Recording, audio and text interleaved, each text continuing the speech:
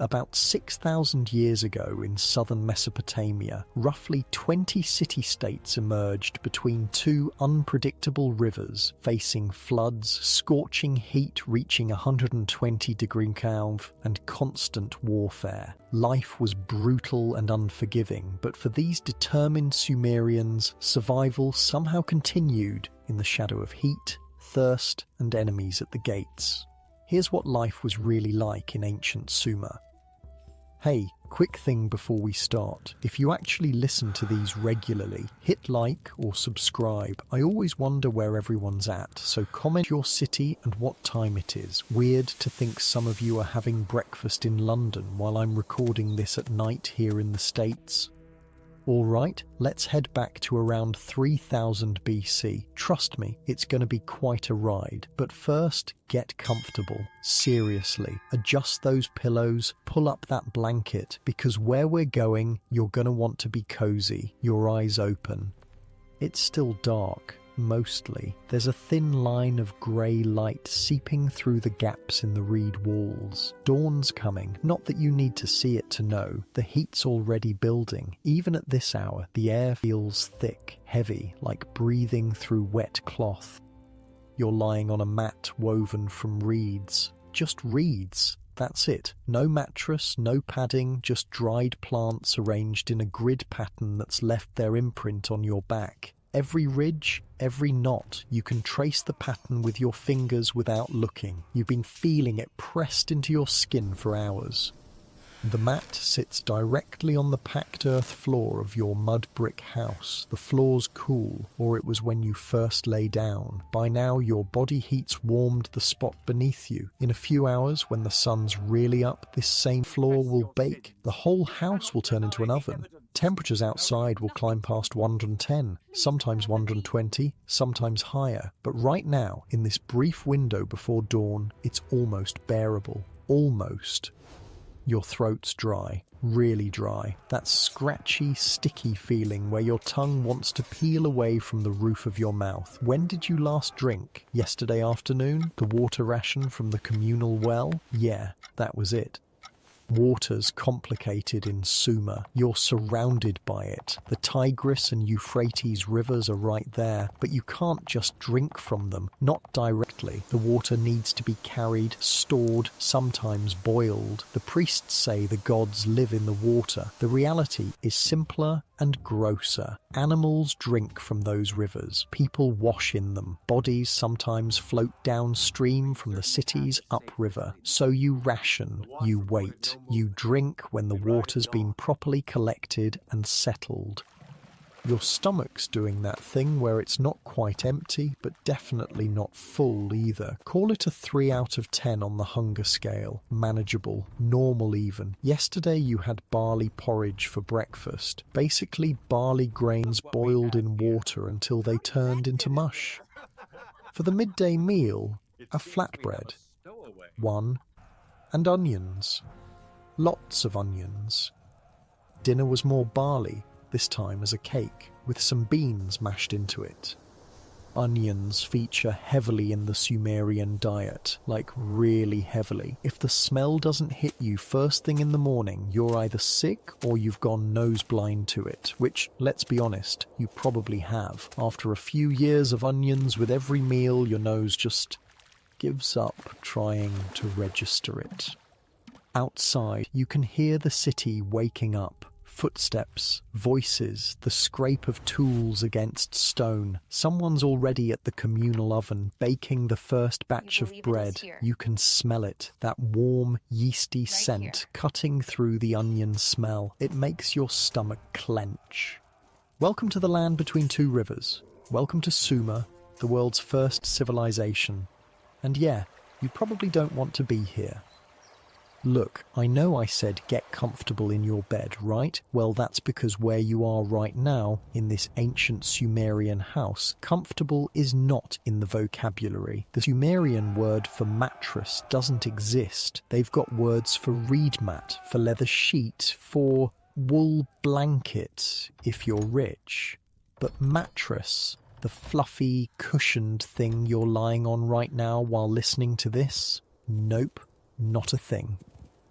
Your house is basically a box made of mud bricks, dried mud to be specific. The walls are about a foot thick, which helps with the heat during the day and the surprising cold at night. The roof? More mud brick, supported by wooden beams if you're lucky enough to have timber, or just more packed mud if you're not. There's a central courtyard, that's the heart of the house. It's open to the sky, which means light and air can come in, but it also means dust, heat, and during the brief rainy season, water. Everything in the house is built around that courtyard. Your sleeping room, the storage room, the kitchen area, they all open onto it. Most of the walls don't have windows, not real ones. Maybe some small openings near the ceiling to let hot air escape, but nothing you'd recognize as a window. Windows are a liability. They let in heat, dust, and more importantly, they let in people you don't want in your house. Thieves, animals, the occasional very determined rat. So it's dark in here. Even with dawn coming, it's dark. You sit up, slowly. Your back makes a series of small popping sounds as your spine realigns itself after a night on the reed mat. There's a specific ache between your shoulder blades that never really goes away. It's just there, part of life. Everyone has it. Even the rich people sleeping on their wooden bed frames with woven reed platforms and woolen padding have some version of it, though they'd never admit it. The air smells like dust and smoke and, yes, onions. There's also the underlying scent of the mud bricks themselves, that earthy clay smell that permeates everything. It's in your hair, your clothes, your skin. You could wash every day and it would still be there. Not that you wash every day. Water's too precious for that. In the corner, there's a clay jar, water, your emergency supply. You're supposed to use it sparingly, but right now, with your throat feeling like sun-baked clay itself, sparingly seems negotiable. You reach for it. The clay is cool against your palms. You lift it, tilt it, and let a small amount of water pour into your mouth. Not enough to satisfy, just enough to coat your throat, to give your mouth something to work with. The water tastes like the jar, like minerals and clay and faintly metallic, better than nothing, way better than nothing. You set the jar down and stand. Your joints protest. Your feet find the packed earth floor still cool, and you take a moment to just exist, to breathe, to prepare yourself for what's coming. Because here's the thing about being a Sumerian in 3000 BC. Every single day is about survival. Not dramatic, movie-style survival with dinosaurs and explosions, just the grinding, relentless work of staying alive, finding water, finding food, avoiding disease, avoiding injury, avoiding the wrath of gods who seem perpetually angry about something. And today, like every day, starts with work. The sun's not even up yet, and you've got to get moving, because in Sumer, if you're not working, you're not eating. And if you're not eating, well, let's not think about that. You pull on your clothes. If you're a man, it's a knee-length skirt made from wool or linen. If you're a woman, it's a longer dress, also wool or linen. Both are basically rectangles of fabric wrapped around your body and held in place with a belt or pin. No zippers, no buttons. Just cloth and determination. The fabric's scratchy, rough. It's been washed in the river and beaten against rocks and dried in the sun so many times that it's more texture than textile, but it's what you have. It keeps the sun off your skin during the day and provides a thin layer of warmth during the surprisingly cold nights. You step out into the courtyard. The sky's lighter now, that pre-dawn grey that's not quite day but definitely not night anymore. The stars are fading. Above you the sky's huge, endless, without any light pollution, without any buildings taller than 2 stories. The sky in ancient Sumer is vast in a way that's hard to describe. It's like someone removed the ceiling of the world. Other people are emerging from their sleeping rooms. Your family, if you have one. Maybe your parents, your siblings, your spouse, your kids. Sumerian households are multi-generational. Everyone lives together. Everyone works together. Privacy is a concept that won't be invented for another few thousand years. Someone's already started a fire in the courtyard's cooking area. Smoke rises in a thin column. The fire's small, fuel is precious, but it's enough to heat water for barley porridge. Again, because that's breakfast. That's always breakfast. Unless you're wealthy. Then you might have honey to sweeten it, maybe dates, maybe cheese, but wealth is relative in Sumer. Even the wealthy eat barley. They just eat it with more stuff mixed in. You head toward the fire, but before you get there, you hear it. The sound that dominates Sumerian life. The gong. It's coming from the center of the city, from the area near the ziggurat, that massive stepped pyramid that you can see from anywhere in the city. The temple tower. The house of the gods. The gong is the signal. The call to work. And in Sumer, work means the irrigation canals. Oh boy. Let me explain something about Sumerian cities. They exist because of one thing: water management. That's it. That's the whole civilization in a nutshell. Take away the canals, the dikes, the reservoirs, and Sumer disappears. The cities crumble. Everyone dies or moves away. It's that simple. The Tigris and Euphrates rivers flood every year. Unlike the Nile in Egypt, which floods predictably and gently, these rivers flood violently and randomly. One year, no flood. The next year, massive flooding that destroys everything. The rivers also change course sometimes, just deciding to flow in a completely different direction and leaving former cities stranded in the desert. So Sumerians built canals, lots of them, a network of waterways that crisscross the landscape, bringing water from the rivers to the fields, to the city, to the storage reservoirs. It's an engineering marvel. It's also a maintenance nightmare.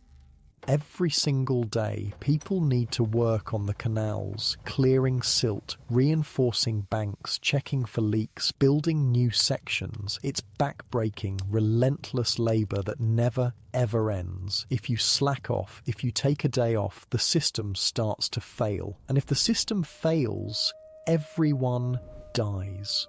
Not theoretically, actually dies. No water means no crops. No crops means no food. No food means starvation. So when the gong sounds, you go. You grab a tool, maybe a wooden shovel, maybe a basket for carrying dirt, maybe a hoe for breaking up dried mud, and you head toward the city gates. Other people are doing the same, hundreds of people, maybe thousands, depending on the size of your city. The streets of Sumer are narrow, maybe 6 feet wide. They're not paved, they're just packed earth, dusty in the dry season, muddy in the brief wet season. The houses press in on both sides, their mud brick walls creating a maze of passages that all eventually lead to the main thoroughfares. You pass a shrine. There's one on almost every corner, just a small alcove in a wall with a clay figurine of a god or goddess. Someone's already left an offering there, a piece of bread, a small cup of beer. The gods are always hungry, always thirsty. They need to be fed constantly or they get angry. And when gods get angry, bad things happen. Disease, floods, drought, war, all of it is because the gods are displeased. So you make offerings, you pray, you perform rituals, you do everything the priests tell you to do, and sometimes it works, sometimes the gods are appeased and life continues, sometimes it doesn't work and people die. That's just how it is. You reach the city gate. It's massive. Thick wooden doors reinforced with bronze bands. They're open now, letting workers stream out toward the fields and canals. Guards stand on either side, armed with spears and copper axes. They're there to protect the city from raiders, from rival cities, from anyone who might want to steal Sumer's most valuable resources: grain, livestock, and people. Slavery exists in Sumer. It's common. When one city conquers another, the losers become slaves. They're brought back to work the fields, build the buildings, serve in the households of the wealthy. It's brutal. It's also just how things are done. You pass through the gate. The landscape beyond the city walls is a grid of irrigation canals and fields, green crops, barley, wheat, flax growing in neat rows, date palms providing shade and fruit, vegetable gardens full of onions, garlic, leeks, cucumbers, lettuce, all of it made possible by water drawn from the rivers through the canal system. And there they are. The canals, wide channels cut through the earth, some filled with flowing water, others partially dry and needing maintenance. This is where you'll spend your morning. This is where everyone spends their mornings. The overseer is already there, the guy in charge of organising the work crews. He's shouting instructions, pointing at different sections of canal, assigning people to different tasks. He reports to the NC, the political and religious leader of the city. The NC reports to the gods. Everyone reports to someone. That's the hierarchy. That's civilization. You're assigned to a crew working on a section of canal that's been filling up with silt. The water's flowing, but slowly, too slowly. If it gets any slower, the fields beyond won't get enough water. The crops will suffer. People will go hungry, so you dig. The sun's up now, fully up. The heat's building fast. Within an hour, it's already uncomfortable. Within 2 hours, it's genuinely brutal. The sun beats down on your back, on your head, on every exposed bit of skin. You're sweating. Everyone's sweating. The air shimmers with heat. You scoop silt from the canal bottom, load it into a basket, carry it to the embankment, dump it, return for more. Scoop, load, carry, dump, return. Again and again. The silt's heavy, wet. It clings to your shovel, your hands, your feet. Your back aches, your shoulders scream. Your hands develop blisters on top of the calluses you already have. This is life in Sumer. This is civilization. The world's first cities, built on the backs of thousands of people doing this exact same work, day after day, year after year, generation after generation. Around you, other people are doing the same thing. Men, women, even older children. Everyone works, everyone contributes. There's no concept of retirement or weekends or vacation time. You work until you physically can't anymore, and then you either have family to take care of you or you die. Fun times. The overseer walks along the embankment, watching, making sure everyone's working at the right pace, making sure no one's slacking. Sometimes he shouts encouragement, sometimes he shouts threats. The line between motivation and intimidation is thin in Sumer. Someone starts singing. A work song. It's rhythmic, meant to keep everyone moving in sync, meant to make the work slightly less unbearable. Others join in. The melody's simple, repetitive. The lyrics are about the gods, about water, about the harvest, about hoping this year is better than last year. Hoping is big in Sumer. You keep digging, the sun keeps climbing, the heat keeps building, your water ration ran out an hour ago, your throat's dry again, your lips are cracking, the sweat's evaporating as fast as your body produces it, leaving salt crystals on your skin. Not like your comfy bed right now, right? Not like your climate-controlled room with the glass of water on your nightstand. Not like your full stomach and your soft pillow and your complete lack of need to dig a canal before breakfast.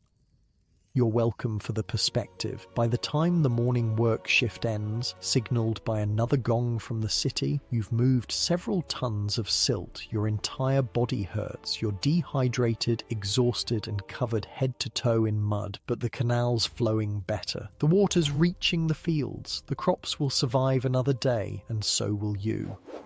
You trudge back to the city with the rest of the workers. The sun's at its peak now. The heat's peaked too. It's easily over 110 degrees, maybe 115, maybe 120. In this climate, in this time before weather stations and thermometers, you measure heat by how it feels. And right now, it feels like walking into an oven.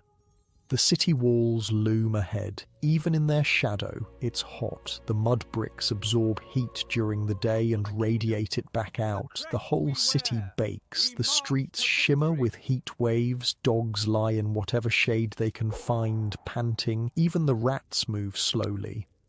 You make your way through the maze of streets back to your house. The smell of cooking fires mingles with the ever-present scent of onions, smoke, and humanity. Thousands of people living in close proximity. No sewage system beyond what you carry out to dump in designated areas. No running water beyond what you carry in. No garbage collection beyond what you handle yourself. The smells are intense, genuinely intense. If someone from the modern world were dropped into ancient Sumer, the smell would probably be the first thing that hit them. Not the heat, not the sight of the ziggurat, but the smell. Human waste, animal waste, rotting food, smoke, sweat, and, yes, onions. Lots and lots of onions. You reach your house. The courtyard feels like an oven. The air's thick and still. You head to the storage area where the communal water jug is kept. There's a ladle. You're allowed one ladle of water. You take it. It's warm from sitting in the heat, but it's wet. That's all that matters. The water hits your stomach and your body just absorbs it, gone in seconds. You want more. You're allowed more. You take another ladle. This time you force yourself to drink it slowly, to let it actually satisfy your thirst rather than just disappearing into the void of dehydration. Someone's preparing the midday meal. More barley, this time as flatbread. The dough's been mixed with water and salt, maybe a bit of fat if there's any available, and then slapped onto the side of the hot clay oven to bake. It comes out crispy and slightly charred. You eat it with onions, obviously. There's also beer. Yes, beer. The Sumerians invented beer. It's not like modern beer, no hops, so it's sweet rather than bitter, thick, almost porridge-like because they don't filter it. You drink it through a straw from a large ceramic jar to avoid the chunks. It's nutritious, filling and mildly alcoholic. It's also safer than water because the brewing process kills bacteria. So yeah, beer for lunch, beer for dinner. Beer most of the time. The goddess Ninkasi, whose name literally means lady who fills the mouth, is one of the more popular deities. She's the goddess of beer and brewing. People pray to her regularly, make offerings to her. Beer is serious business in Sumer. You sit in the shade of the courtyard, eat your bread, drink your beer through a reed straw, and try to cool down. It's not really working. The shade helps a bit, but the air's still oven hot. Your clothes are soaked with sweat, your skin's sticky with salt and dust. This is the midday rest period. Work in the canals has stopped because it's simply too hot. The wealthy retreat to the inner rooms of their larger houses. The priests perform their rituals inside the cool stone of the ziggurat. Everyone else just tries to survive the heat. Some people sleep. Others do light work, repairing tools, weaving baskets, mending clothes. Children play quiet games in the shade. Life slows down, waiting for the worst of the heat to pass. You lean back against the mud brick wall of your house, the bricks hot against your back, but somehow being still, being in shade, being fed and hydrated, relatively speaking, makes it bearable. Your eyes close, the sounds of the city fade into background noise. For a moment, just a moment, you're not thinking about survival, about canals, about gods, about tomorrow's work. You're just existing, and honestly, in ancient Sumer, that's about as good as it gets. The rest period ends when the heat drops from hell on earth to merely oppressive. You get up, time for afternoon work, different from the morning canal labour, but work nonetheless, because again, if you're not working, you're not eating. That's just math. Today, you're assigned to the temple complex. Yeah, the ziggurat.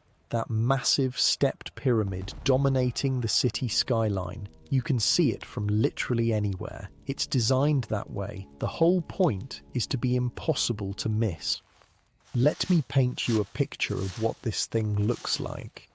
Imagine a wedding cake. Now make it huge, like football field huge at the base. Stack smaller and smaller platforms on top of each other, maybe 5 or 6 levels total. Cover the whole thing in mud brick. Paint some levels white, some black, some red. Put a temple at the very top, painted blue to look like the sky. Add stairs running up the sides. Now place it in the dead center of the city so everyone has to look at it every single day. That's a ziggurat. The one in your city rises about 150 feet into the air. The base covers maybe 3 acres. It took decades to build, thousands of workers, millions of mud bricks. It's basically a mountain that humans decided to just make because the gods lived on mountains far away. And if you can't go to the mountain, you build your own mountain and hope the gods appreciate the effort. Spoiler alert, the gods always need more convincing.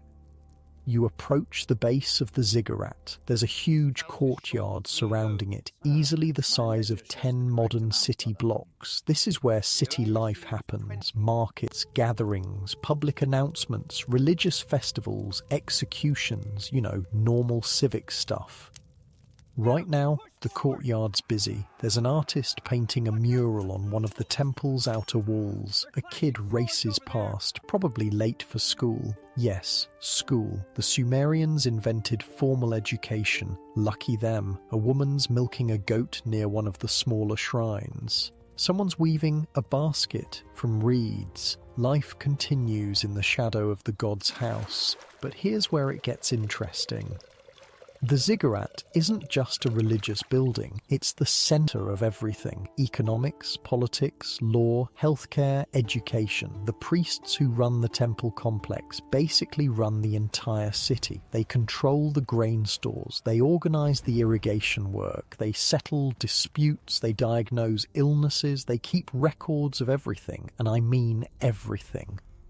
The Sumerians are obsessed with writing stuff down. They invented writing specifically to keep track of temple accounts. Who donated what grain? Who owes temple taxes? Who got how much beer ration? It's all recorded on clay tablets in cuneiform script. Thousands and thousands of tablets. Some of these ancient accountants were tracking every single sheep, every bag of barley, every jar of oil. It's basically ancient middle management, but with more gods and fewer staplers. The priests are everywhere in the courtyard. You can spot them by their clothes, fancier than yours, cleaner, definitely cleaner, made from better fabric. They wear these distinctive fringed garments, kind of like shawls. Some have their heads shaved, some have elaborate hairstyles. All of them have this air of authority because they speak for the gods. And the gods? They're not exactly chill. Okay. Let's talk about the Sumerian pantheon. Strap in, because this is wild. The Sumerians have over 3,000 gods and goddesses. 3,000. There are gods for everything. God of the sky, god of water, god of air, goddess of love, goddess of war. Sometimes these are the same goddess because apparently love and war go together. God of beer, goddess of grain, god of that specific canal over there, goddess of this particular tree. It's excessive. The big ones, the major league gods, are An, Enlil, Enki, and Inanna. An is the sky god. Top of the hierarchy, though he doesn't do much these days. Think of him as the retired CEO who still has his name on the building. Enlil is the real power, god of air and storms. He's based in Nippur, which is like the religious capital of Sumer. When Enlil gets angry, bad things happen. Floods, droughts, locusts, your crops dying, your city getting destroyed, fun guy at parties.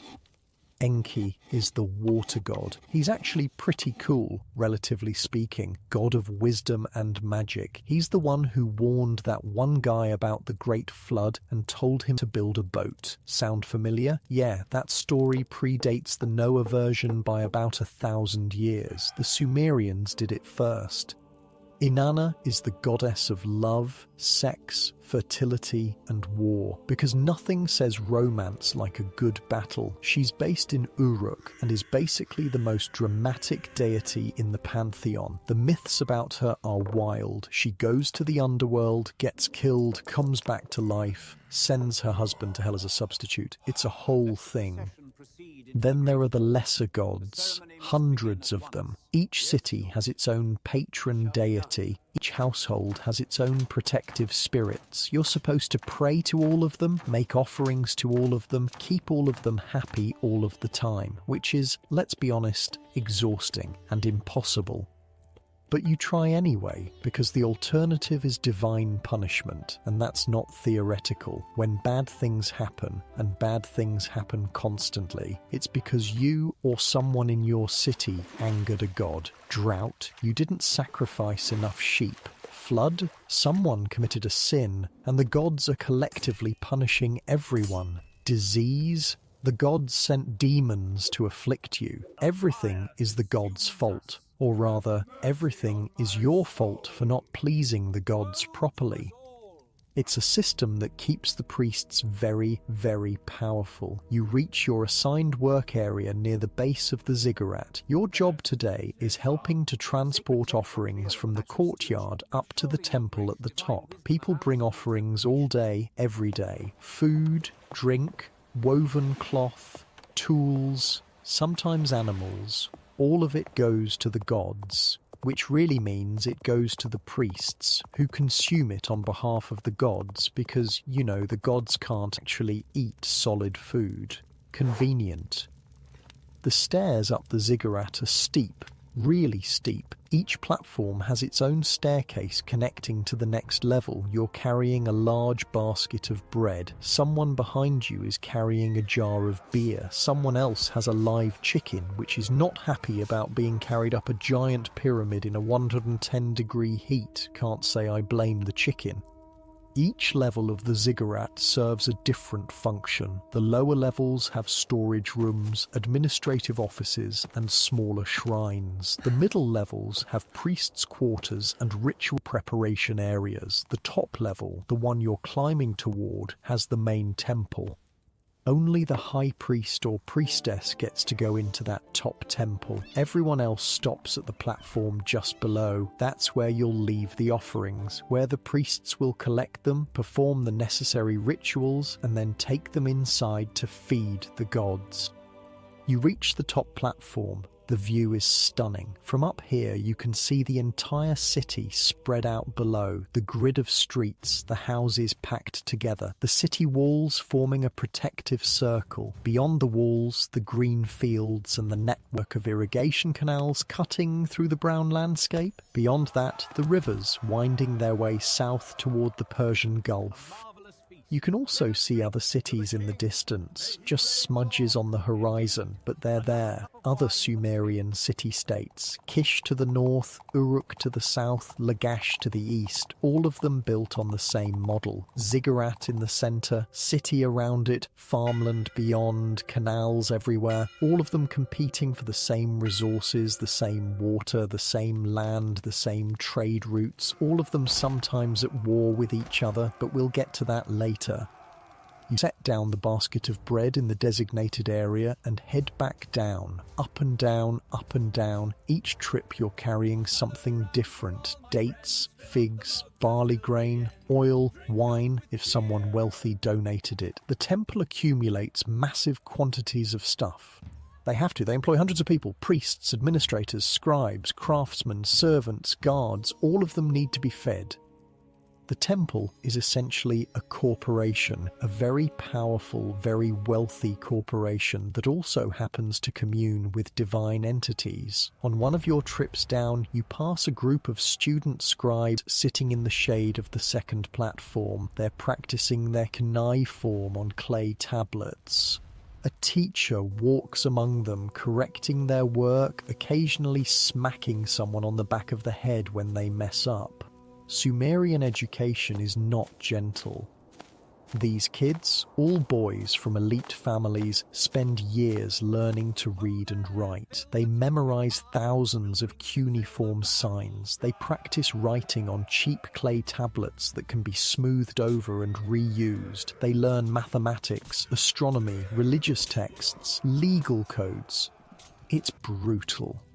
There's this ancient text, basically a student's complaint letter, where he lists all the times he got beaten in a single day, for being late, for talking in class, for getting his writing wrong, for his handwriting being messy.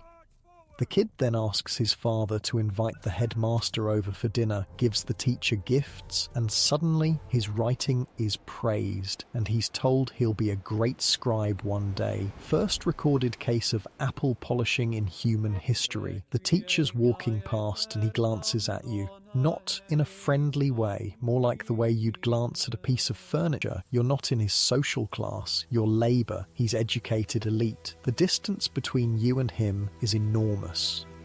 Sumer has a clear social hierarchy. At the top, the Ensi and his family. The Ensi is the political and religious leader. His name literally means the one who divides the temple land, because all land belongs to the gods and the Ensi manages it on their behalf.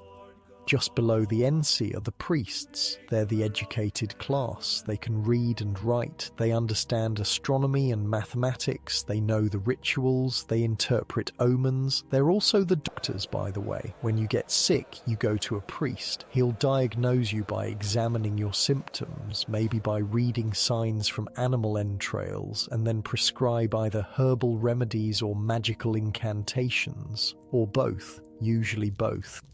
Below the priests are the merchants and craftsmen, people with specialised skills, potters, metalworkers, weavers, jewellers. They're not wealthy, but they're comfortable. They own their workshops. They can afford decent houses. Then there are the farmers and labourers. That's you. That's most people. You work the land, maintain the canals, build the buildings, do the physical labour that keeps the city running. You get paid in rations, beer, bread, barley, sometimes dates or fish, just enough to survive. At the bottom are the slaves, people captured in war, criminals, or people who sold themselves into slavery to pay off debts. They have no rights. They're property. They work the worst jobs for no pay beyond basic food and shelter. And everyone, every single person in this hierarchy is terrified of the gods. You finish your transport work as the afternoon starts cooling. Well, cooling. It's still over 100 degrees, but at least not 120. Progress. The evening prayer ceremony is starting. A gong sounds from the top of the ziggurat. People start gathering in the courtyard. This happens every evening, a public ritual where the high priest offers the day's final sacrifices to the gods, prays for the city's prosperity, and updates everyone on any important news. You join the crowd. Hundreds of people pressing into the courtyard. The air smells like humanity. Sweat and smoke and onions. Always the onions.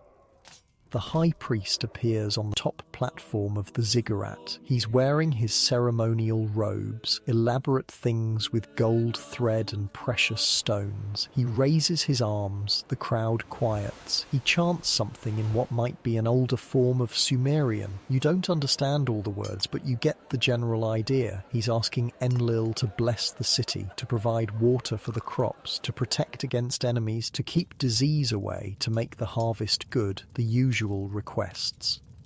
He sacrifices a lamb. Someone hands it to him. He performs the ritual, and the lamb becomes an offering to the gods. Its meat will be consumed by the priests, who will eat it on behalf of the gods, because that's how offerings work. Then he makes an announcement. The NC has declared that a new section of canal needs to be built. Work will begin next week. All able-bodied citizens will be required to participate. There will be extra beer rations. The crowd accepts this news with the enthusiasm of people who have no choice. More canal work. Great. But hey, extra beer. So there's that. The ceremony ends. People disperse. You head back toward your house through the maze of streets. The sun's setting now, painting the sky orange and red. The temperature's dropping fast. In a few hours, it'll actually be cold. Desert climates are like that. Extreme heat during the day, surprising cold at night. You pass a shrine to Inanna. Someone's left fresh flowers and a cup of beer. The flowers are already wilting in the heat. The beer's probably warm, but it's the thought that counts. The gods appreciate offerings, even sad ones, maybe especially sad ones, shows you're really trying.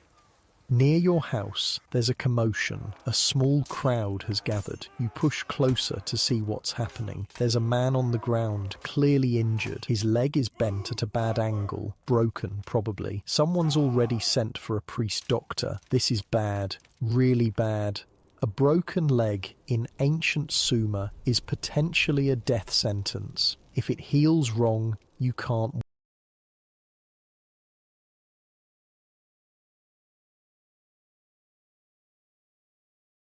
work. If you can't work, you can't eat.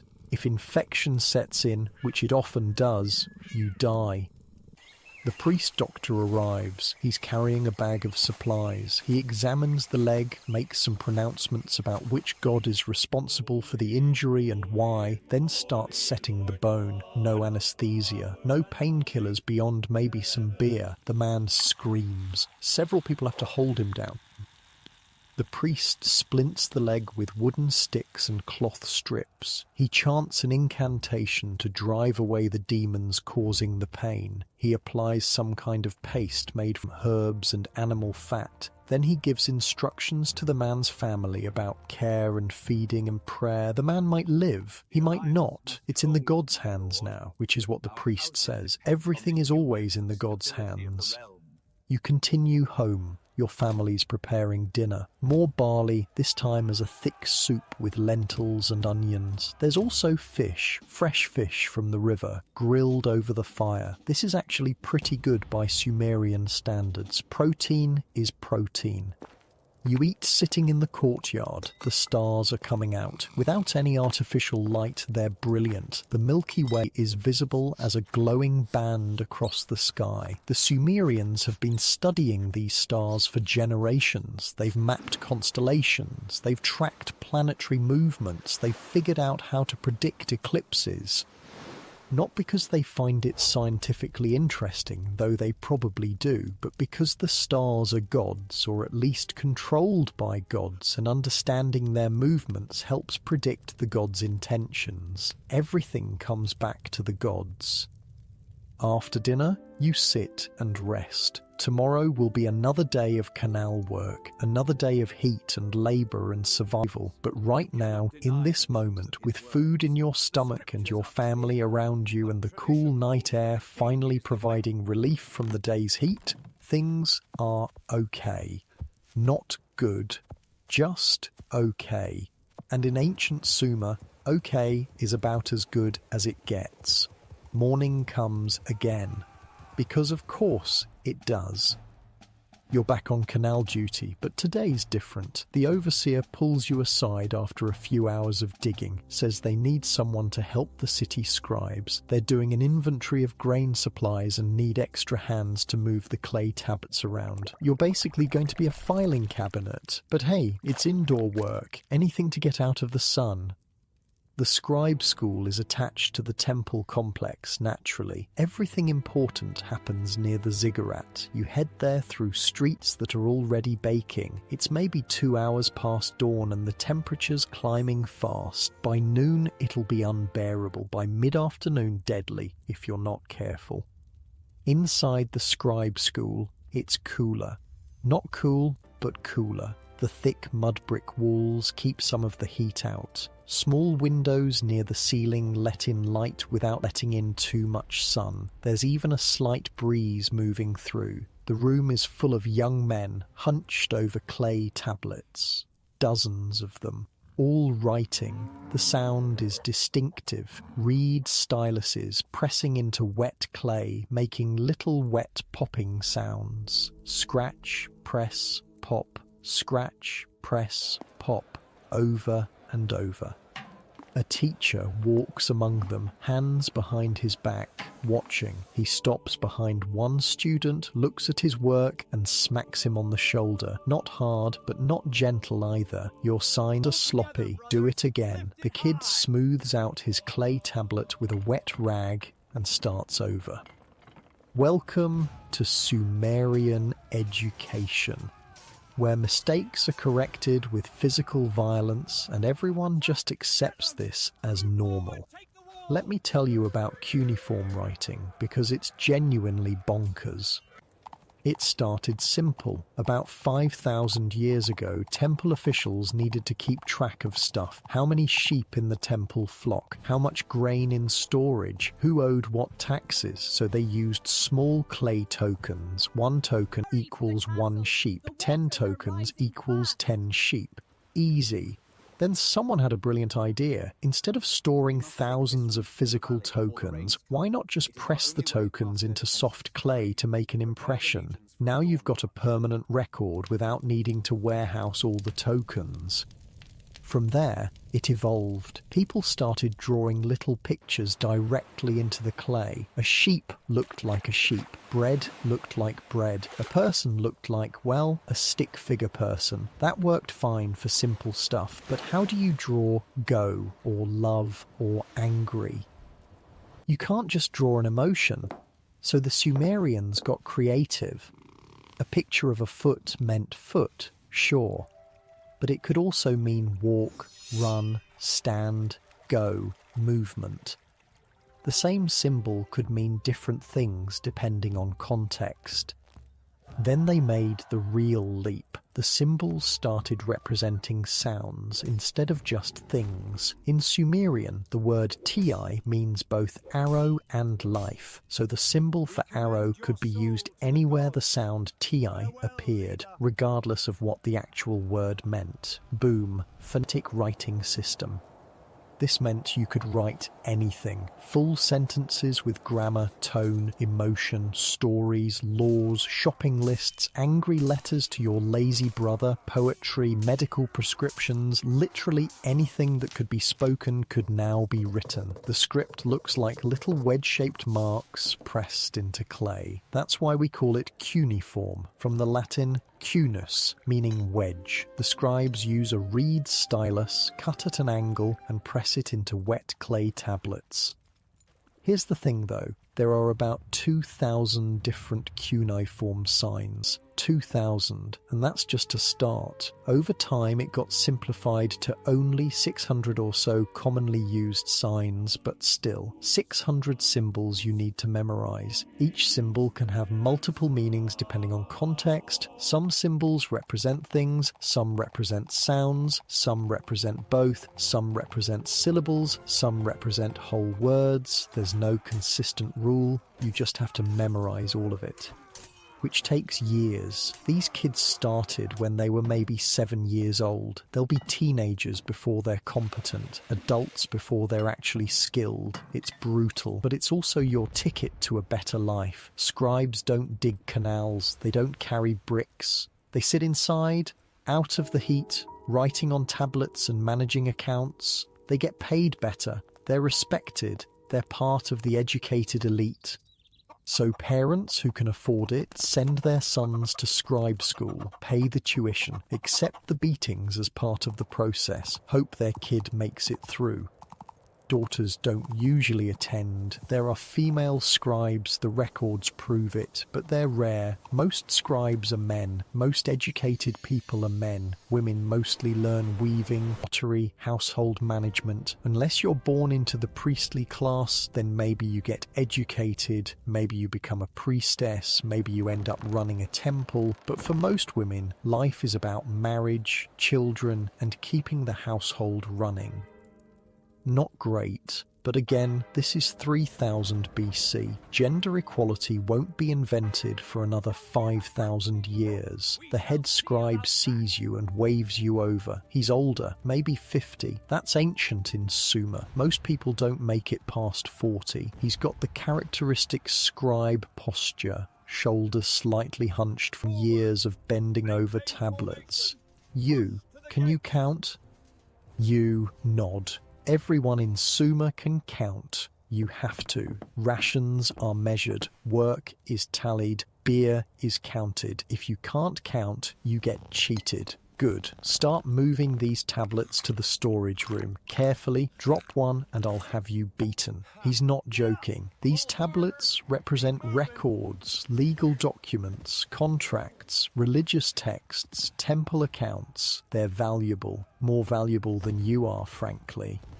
You start moving them. Each tablet is about the size of your hand. They're heavy, solid clay, some are still slightly damp. Fresh records from this morning. Most are dried and hard. A few have been baked in a kiln to make them permanent. The tablets that get baked are the important ones. Legal codes, major contracts, religious texts. The rest just dry naturally. If they break or get damaged, they can be re-wet and recycled. Nothing goes to waste in Sumer. As you carry tablets, you glance at some of the texts. You can't read cuneiform, you're not educated, but you can recognize some symbols, numbers mostly, and your own name, which is basically the only thing most non-scribes can write. One tablet is an account of sheep. How many sheep the temple owns, how many were born this year, how many died, how many were sacrificed, how much wool they produced. Every single sheep is tracked. Another tablet is a contract. Someone borrowed grain from the temple. They have to pay it back after harvest, with interest. If they can't pay, their labor goes to the temple instead. It's all spelled out in careful cuneiform. Another tablet is a school exercise. A student practicing the same sign over and over, getting it wrong, trying again. The teacher's corrections are written at the bottom. Sloppy. Do better. You move tablets for an hour, storage room to study room to archive, archive to priest's office. It's monotonous, but it's not physically demanding, and you're inside, out of the sun. Through the window you can see the marketplace starting to come alive. Even though it's getting hotter, people need to trade.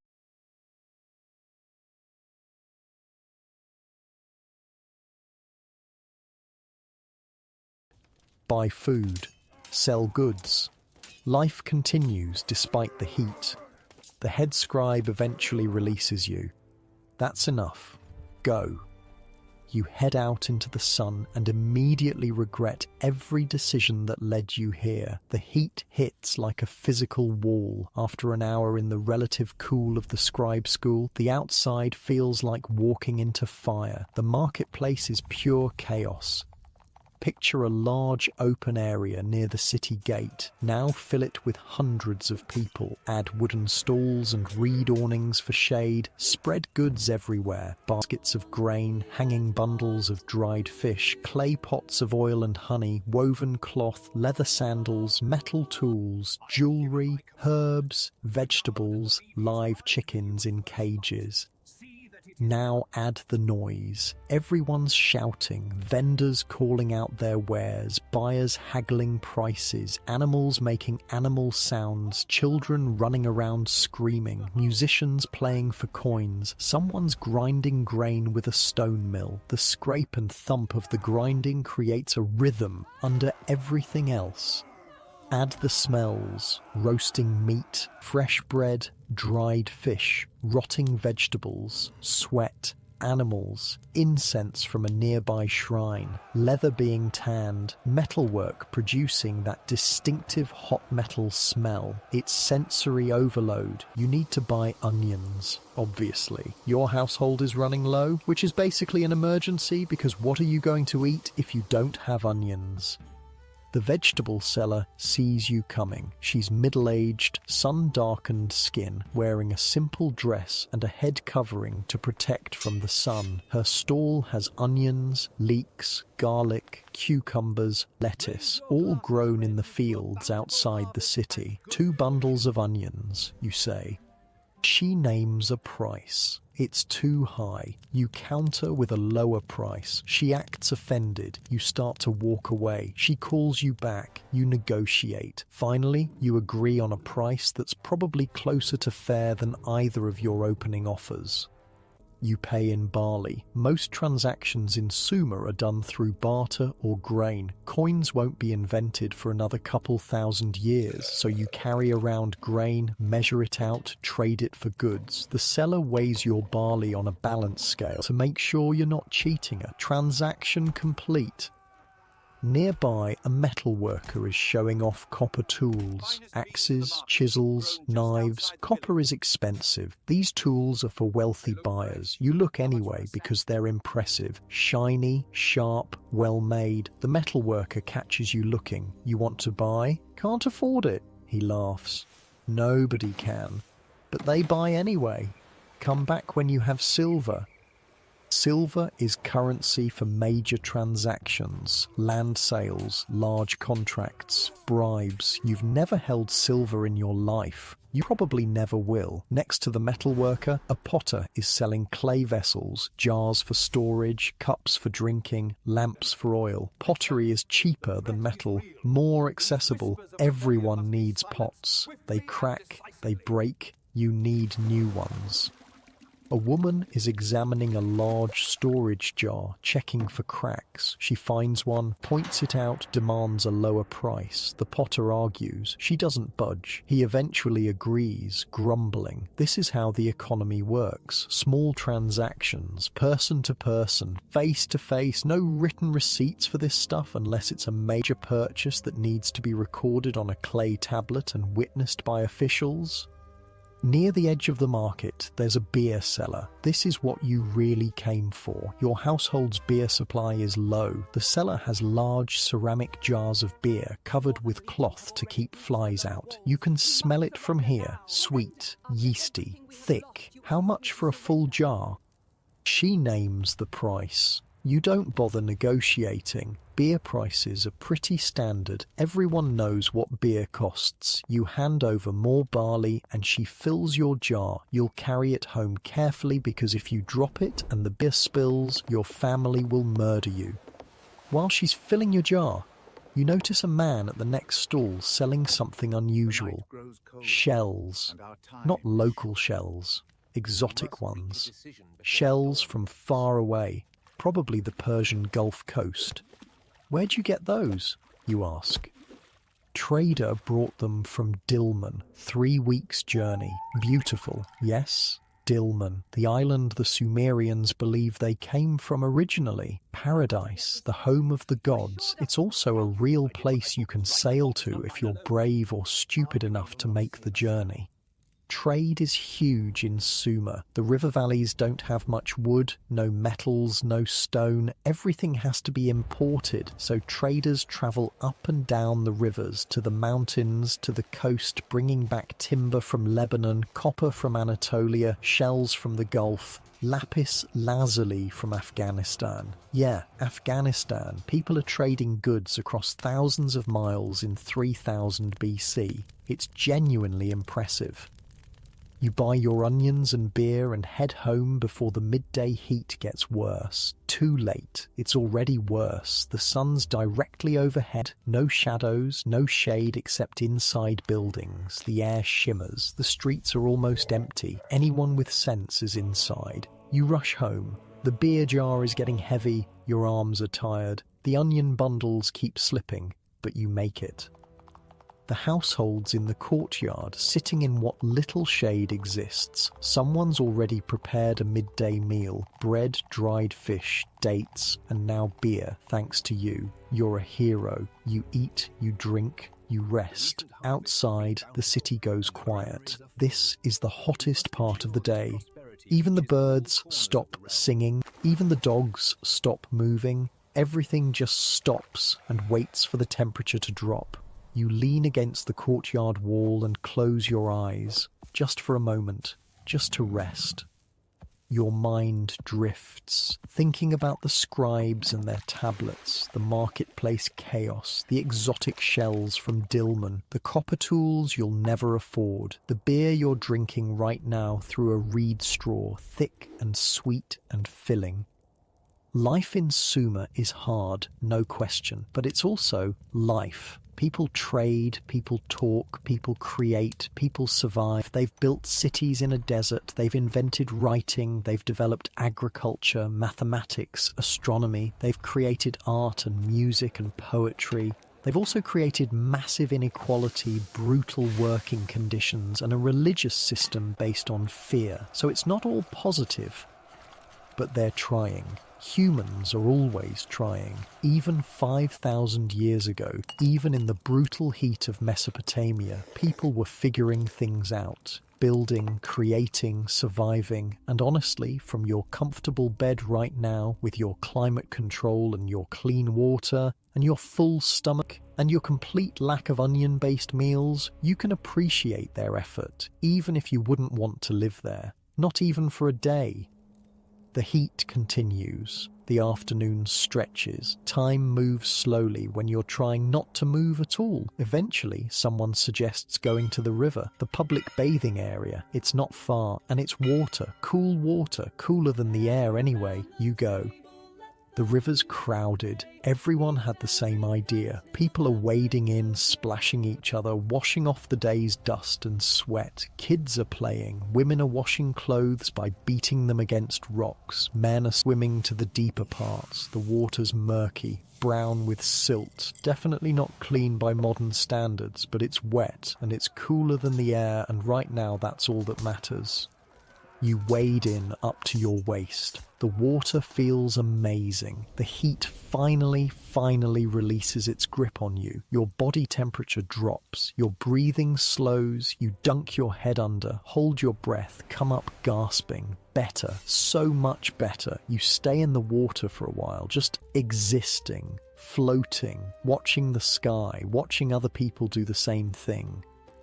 This is life in ancient Sumer. Brutal heat followed by brief relief, hard work followed by simple pleasures, survival punctuated by moments where you remember why surviving is worth it. The sun starts dropping toward the horizon, the heat breaks, people start leaving the river, heading home for the evening meal. You follow, dripping, cooler, refreshed. Tomorrow you'll be back digging canals, but right now you're okay. And in Sumer, okay is pretty damn good. The next morning, something's different. You can feel it before you're fully awake. There's tension in the air. Voices outside aren't the usual lazy morning conversation. They're urgent, sharp. You get up fast. In the courtyard, your neighbours are gathered. Someone's talking quickly, gesturing. You catch fragments. Scouts reported yesterday. Kish is mobilizing. The Lugal says, "Oh no, war." Let me explain something about Sumer. There are roughly 20 city-states scattered across southern Mesopotamia, all within about 300 square miles. That's tiny. You can see neighbouring cities from your ziggurat's top platform on a clear day. All these cities need the same thing: water, from the same rivers, for the same fields, to feed the same growing populations. You see the problem. When one city builds a canal and diverts water upstream, the cities downstream get less water. Their crops suffer, people go hungry, tensions rise, diplomats fail, and eventually the Lugal calls up the army. The Lugal is different from the Ensi. The Ensi runs the city day to day, manages the temples, oversees the irrigation. He's administrator-in-chief. The Lugal, which literally means big man, is the war leader. When things get dangerous, when the city needs defending or attacking, the Lugal takes over. Originally, the Lugal was temporary, elected during emergencies. When the crisis passed, power returned to the Ensi and the Council of Elders. Democracy, sort of. Collective decision-making. But here's what happened. Wars kept happening, crises kept emerging, the Lugal kept getting called up. Eventually, some Lugals just didn't give power back. They kept it, made it permanent, made it hereditary, passed it to their sons. That's how you get kings. Your city's Lugal is a guy named Mescalamdug, not the brightest torch in the temple, but he's big and he's mean and he knows how to swing a copper axe. More importantly, he's got the backing of the city's warriors and enough of the priests to legitimize his rule. Word is spreading fast through the city. Kish is preparing an attack. Kish, the city to the north, they've been aggressive lately. Their new king, some guy named Enmabarajasi, has been expanding, conquering smaller cities, building an empire. Now he wants your water. By midday, the whole city knows.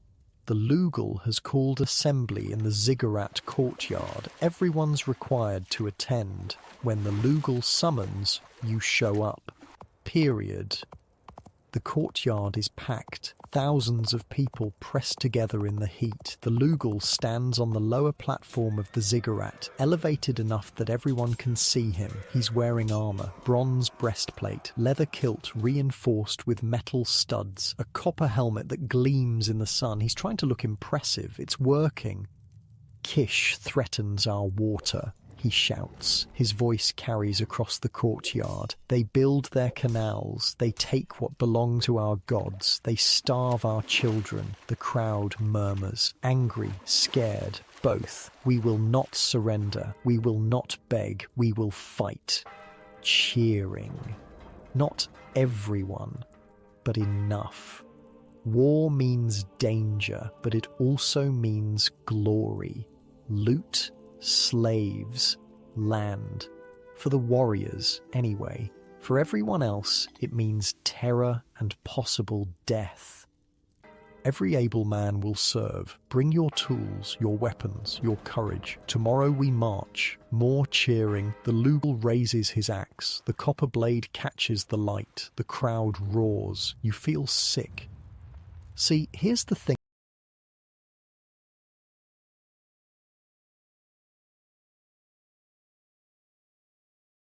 about Sumerian warfare. It's not professional soldiers fighting other professional soldiers on some distant battlefield. It's farmers and laborers and craftsmen, handed weapons, told to march to the neighboring city and ordered to kill the farmers and laborers and craftsmen there. The warriors, the actual trained fighters, they're a small group, maybe 100 men in a city of 10,000. They're the Lugal's personal guards, professional, skilled, equipped with the best bronze weapons and armor. Everyone else, you get a wooden spear with a fire-hardened tip. Maybe a copper knife if you're lucky, a shield made of woven reeds and leather, and absolutely no training beyond stick the pointy end in the other guy. Odds of survival, not great. That night, the city buzzes with preparation. Families gather in their courtyards, talking in hushed voices. Some people pray to the gods, some sharpen tools, some just sit quietly, processing what's coming. Your family gives you their version of encouragement. Don't die, your mother says. Super helpful. Aim for the stomach, your father adds. Easier target than the head. Can I have your good sandals if you don't come back? Your younger brother asks. Family bonding at its finest. You try to sleep, can't. Obviously, your mind keeps running through scenarios. What if you actually have to fight someone? What if they're bigger than you? What if they're better armed? What if you freeze? What if you run? What if you die? Morning comes whether you're ready or not. The assembly point is outside the city gates. Men are gathering, hundreds of them. Some look eager. Most look terrified. A few are clearly drunk, which is honestly a solid strategy. The warriors are already organized. They stand in formation, bronze weapons gleaming, looking professional and deadly. They'll lead the attack. Everyone else will follow and try not to die. The Lugal rides past on a donkey. Yeah, a donkey. Horses haven't been domesticated for warfare yet. That happens later. Right now, if you're wealthy enough to ride instead of walk, you ride a donkey. The Lugal's donkey is decorated with ribbons and bells. It looks ridiculous. Nobody laughs. The Lugal has an axe. A priest performs a blessing, asks Enlil to grant victory, promises sacrifices if the battle goes well, threatens the enemy's gods, which seems unwise, but what do I know about Bronze Age theological trash talk? Then you march. The heat is already building. It's maybe 2 hours past dawn, and you're sweating. The copper knife at your belt feels heavy. The spear in your hand feels inadequate. Your shield, basically a wooden frame with leather stretched over it, feels like it might stop a strong sneeze, but nothing more. The distance to Kish is about 15 miles. That's a full day's march in this heat, carrying weapons and supplies. No one's in formation. It's just a mob of armed men trudging north through the dust. Some guys are singing war songs, boasting about what they'll do to the enemy, talking big. It's definitely helping their courage, possibly making them overconfident. Others walk in silence, eyes down, just putting one foot in front of the other. You're in the silent group. Around noon, the march stops. Heat's too extreme. Everyone collapses in whatever shade they can find. Water's distributed, it's rationed carefully. Beer too. You drink both, trying to rehydrate and calm your nerves simultaneously. A guy next to you is praying. Hands pressed together, eyes closed, lips moving, asking the gods for protection, for survival, for his family to be okay if he doesn't make it back. You start praying too. Can't hurt. The march resumes in late afternoon when the temperature drops slightly. By evening, you're close. You can see Kish in the distance. Walls, buildings, their ziggurats rising against the darkening sky. They know you're coming. They saw the dust cloud miles away. They're ready. The army camps for the night within sight of Kish's walls. Fires are lit. Food is distributed. More prayers happen. The warriors gather separately, planning. The Lugal consults with his commanders. You sit with other conscripts, all of you trying not to think about tomorrow. Someone tells a joke. It's not funny. Everyone laughs anyway. Nervous energy. Someone else shares beer from his personal supply. Pass it around. Take a drink. Pass it on. Simple human connection before possible death. You try to sleep. The ground's hard. The night's cold. Your mind won't stop racing. But eventually, exhaustion wins.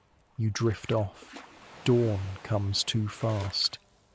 The attack begins before the sun's fully up. The warriors charge first, screaming, weapons raised. Everyone else follows because what else are you going to do? The gates of Kish are closed. Defenders line the walls. Arrows start falling. Not many. Archery isn't super developed yet, but enough. A man near you takes an arrow in the shoulder. He goes down screaming. You keep running.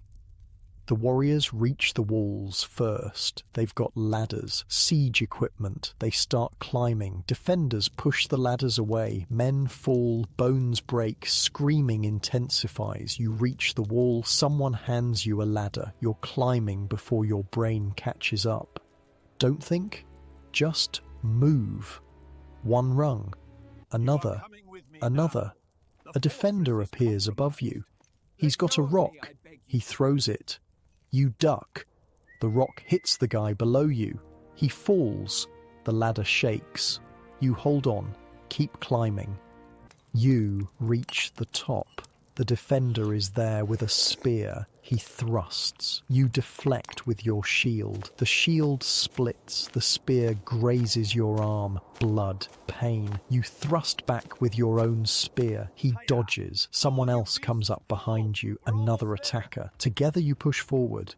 The defender backs up. More attackers come over the wall. The defenders are getting overwhelmed. The gate opens from inside. Your warriors got through somehow. The main force pours in. It's chaos. Complete chaos. Fighting in the streets, smoke from fires, screaming, weapons clashing, people running. You're in a group pushing through a narrow street. Defenders are throwing things from rooftops, rocks, pottery, boiling water. A clay pot shatters next to you, hot water splashing. A defender jumps down from a doorway, knife in hand. He's terrified. You're terrified. You both hesitate. Then training, what little you have, kicks in. You thrust your spear. He dodges. Not fast enough. The spear catches his side. He gasps, goes down. You stare at him. You just stabbed someone. Actually stabbed a person. He's bleeding, groaning. Someone pushes you forward. Move, keep moving. The fighting continues for hours. Eventually, Kish's defenders realize they're losing. They surrender. The Lugal accepts. The battle ends. Casualties on both sides. Dead men in the streets, wounded crying for help. Some will survive, many won't. Infection kills more than blades in this era. The Lugal claims victory. Kish's Ensi is forced to kneel, to swear allegiance, to promise water rights, to send tribute, grain, silver, slaves. Your army loots the city, not everything, enough to hurt them, enough to make the point. Grain stores raided, valuable goods taken, people captured for slavery. You don't participate. You find a corner, sit down, look at your hands. There's blood on them, not yours, someone else's. You feel nothing, then everything, then nothing again. This is warfare in ancient Sumer, brutal, close, personal, no glory, just survival and trauma and the desperate hope that next time it's not your city being raided. The march back takes 2 days. The army's slower now, carrying loot, herding prisoners, tending to wounded. You walk in silence. Your arm where the spear grazed has been bandaged. It hurts. It'll scar. Everyone's quiet, even the guys who were boasting before. War looked different in their imagination. You reach your city, celebrations happen, the Lugal is praised, sacrifices are made to the gods, beer flows freely, people cheer, you go home, your family's relieved you survived, your mother cries, your father claps your shoulder, your brother still wants your sandals, but at least he waited until you got back to ask again. That night, you lie on your reed mat, staring at the ceiling. The scrape on your arm throbs, your muscles ache, your mind replays the fighting, the defender's face, the blood. Tomorrow you'll go back to the canals, back to normal work. Life continues, but something's changed. You've seen what civilization costs, what it takes to maintain these cities, these canals, this fragile structure of society built on mud bricks and human labor. It's not just work, it's violence, control, power. And you're just trying to survive it. Unlike your soft bed right now, your peaceful room, your lack of copper weapons and city-state conflicts, your complete absence of needing to stab anyone to protect your water rights. Feel grateful yet? You should. Life after the battle settles into routine, because it has to. Your arm heals, slowly. The scar's there now, a reminder you'll carry forever. But the wound closes, you go back to canal work. The city goes back to its daily grind. The loot from Kish gets distributed. Extra grain rations for a few weeks, which is nice. The prisoners get put to work on the hardest jobs. The Lugal gets praised in songs, and life continues. You're working a section of canal near the fields when you see it, the thing that's been changing agriculture for the past few generations, but still blows your mind every time you watch it work. The plough. Before the plough, farming was brutal. You'd take a stick, basically a sharpened branch, and jab it into the soil, make a hole, drop in a seed, cover it, move 6 inches, do it again for an entire field. Your back would be destroyed by noon. The plough changed everything. It's simple, really. A wooden blade attached to a frame. You hitch it to an ox. The ox pulls. The blade cuts through the soil, turning it over, making a furrow. You walk behind, dropping seeds into the furrow. The ox does the hard work. You just guide it. One person with a plow can do what used to take 10 people with sticks. Maybe 20. That means fewer people need to farm, which means more people can do other things. Be scribes, craftsmen, merchants, priests, warriors.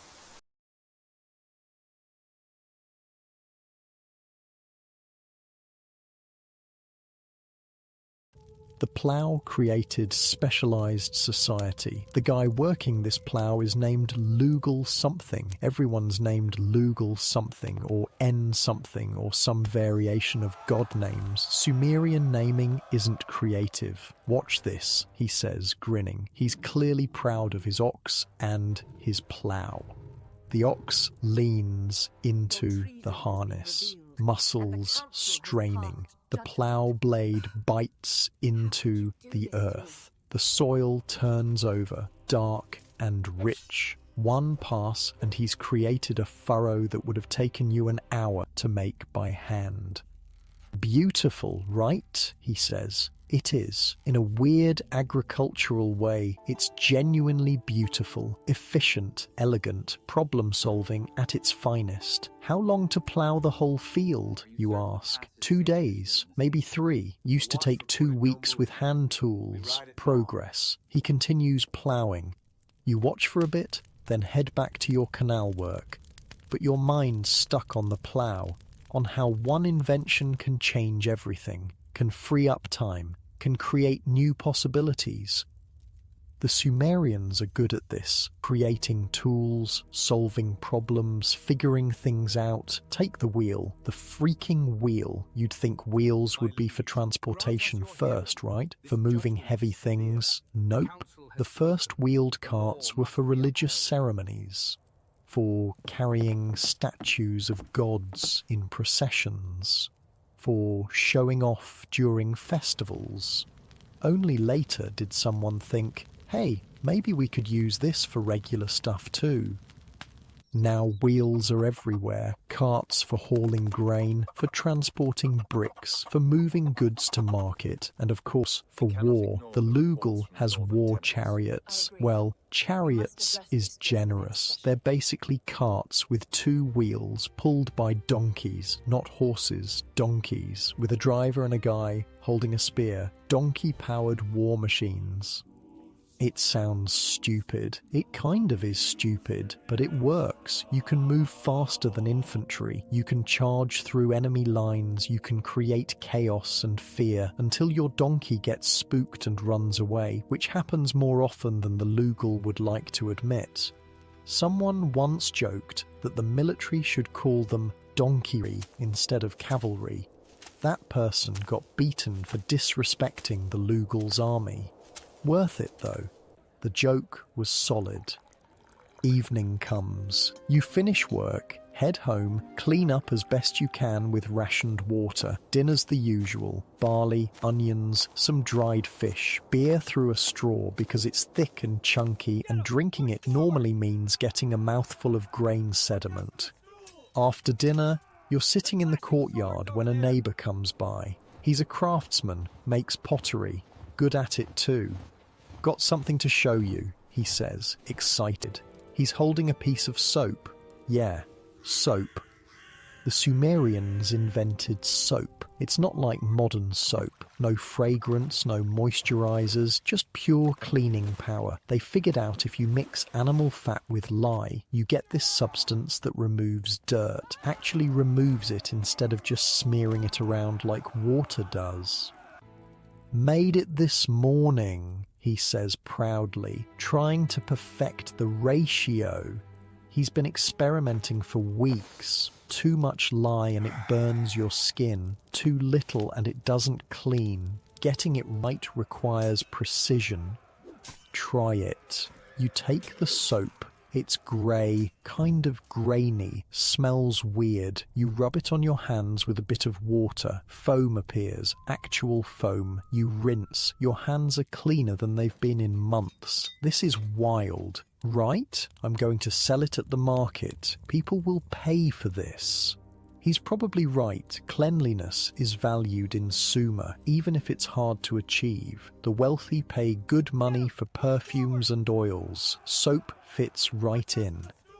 Your neighbour heads off to show other people his invention. You sit back down, still marvelling at your clean hands. It's the little things, small improvements, incremental progress. That's how civilization works, not giant leaps, just people solving small problems one at a time. The sky's darkening, stars are coming out. You've got some free time before bed, so you head to the small shrine on your street corner. There's going to be a gathering. People meet there sometimes in the evenings to talk, share news, drink beer. When you arrive, a group's already there. Someone's brought a board game. It's the racing game. Players move pieces around a board trying to be first to finish. Dice made from sheep knuckle bones determine how far you move. Gambling's involved, naturally. Small bets, a bit of grain here, a cup of beer there, nothing serious, just entertainment. You watch a few rounds, the dice are loaded, not intentionally, just because knuckle bones aren't perfectly balanced. Everyone knows, everyone accepts it. Part of the game's charm is figuring out which way the dice prefer to land. An older man sits down next to you. He's a teacher at the scribe school. You recognize him from when you were moving tablets. You know why the dice work the way they do? He asks. You shake your head. Mathematics, probability. The gods of chance favor certain numbers. He launches into an explanation of the Sumerian number system. This is what educated people do for fun, apparently. Talk about math. We count by 60s, he says. Not tens like you might think. 60s. He holds up his hand, points to the segments on his fingers, the joints, the sections between joints. Count these. On one hand, 12 segments. Use your other hand to track sets of 12. 5 fingers times 12 segments equals 60. You try it. He's right. If you use one hand to point at each segment while using the other hand's fingers to count sets, you get to 60.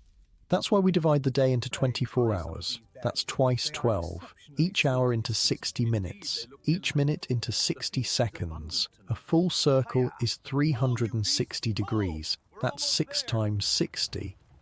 Your mind's spinning. You never thought about why time is divided the way it is. Turns out it's just based on counting finger segments 5,000 years ago. The decisions ancient people made casually become permanent structures. Time itself is measured in Sumerian math. Wild. The teacher continues. He's on a roll now, talking about how Sumerian mathematicians can solve complex problems, calculate the area of irregular shapes, figure out volumes of grain storage, predict the flooding patterns of rivers using geometric formulas. We even know, he says, lowering his voice like he's sharing a secret, the relationship between the sides of a right triangle. What relationship? The square of the longest side equals the sum of squares of the other two sides. You have no idea what that means. In simpler terms, if you have a triangle with one corner perfectly square, you can predict the exact length of any side if you know the other two. It's useful for construction, for surveying land, for building. He's talking about what will later be called the Pythagorean theorem, named after some Greek guy who won't be born for another 2,000 years, but the Sumerians already know it. They've been using it for generations. Math predates the mathematicians who get credit for it. Another guy joins the conversation. He's assistant to one of the temple's astronomers. You want to know what's really impressive? He says. We can predict when the moon will disappear. The moon disappears? Sometimes. The shadow of the Earth crosses it, makes it dark, terrifies everyone who doesn't know it's coming. But we know. We track the moon's cycle. We calculate when the alignment will happen. We warn people so they don't panic. Lunar eclipses. The Sumerians can predict lunar eclipses. They've been observing the sky for so long, tracking patterns so carefully, they've figured out the cycles. Solar eclipses too, he adds. Those are trickier, but we're getting better. The conversation shifts to the calendar, how it's based on lunar cycles, 12 months of 29 or 30 days, about 354 days total, but that's 11 days short of a solar year. So every few years they add a 13th month to sync it back up. It's a messy system, but it works. The 7-day week is also Sumerian. Each day corresponds to a celestial body. Sunday, Moon Day. The day of Ninurta later becomes Saturn's day. Each culture that inherits this system just renames the days for their own gods, but the structure stays the same. You're sitting here in 3000 BC, listening to educated people casually discuss concepts that will define human civilization for the next 5,000 years. They don't know they're being groundbreaking. To them, it's just solving practical problems. When does the harvest happen? Track the moon.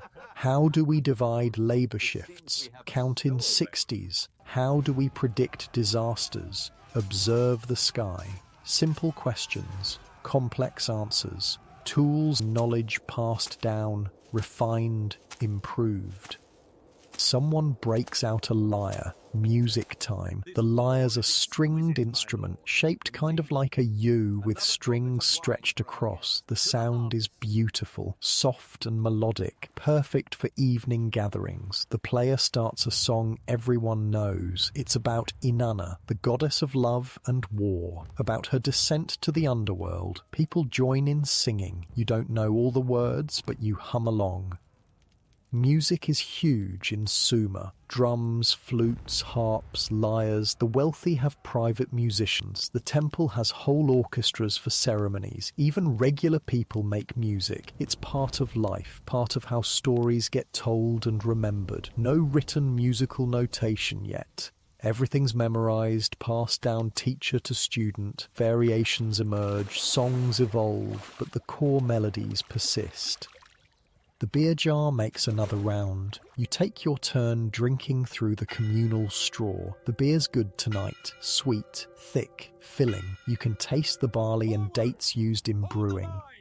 Beer brewing is an art in Sumer. The goddess Ninkasi, lady who fills the mouth, oversees it. There's literally a hymn to her that doubles as a brewing recipe. Singers perform it during festivals, describing each step, how to prepare the grain, how to mix it with water and dates, how to ferment it, how to strain it. Religion and practical knowledge intertwined.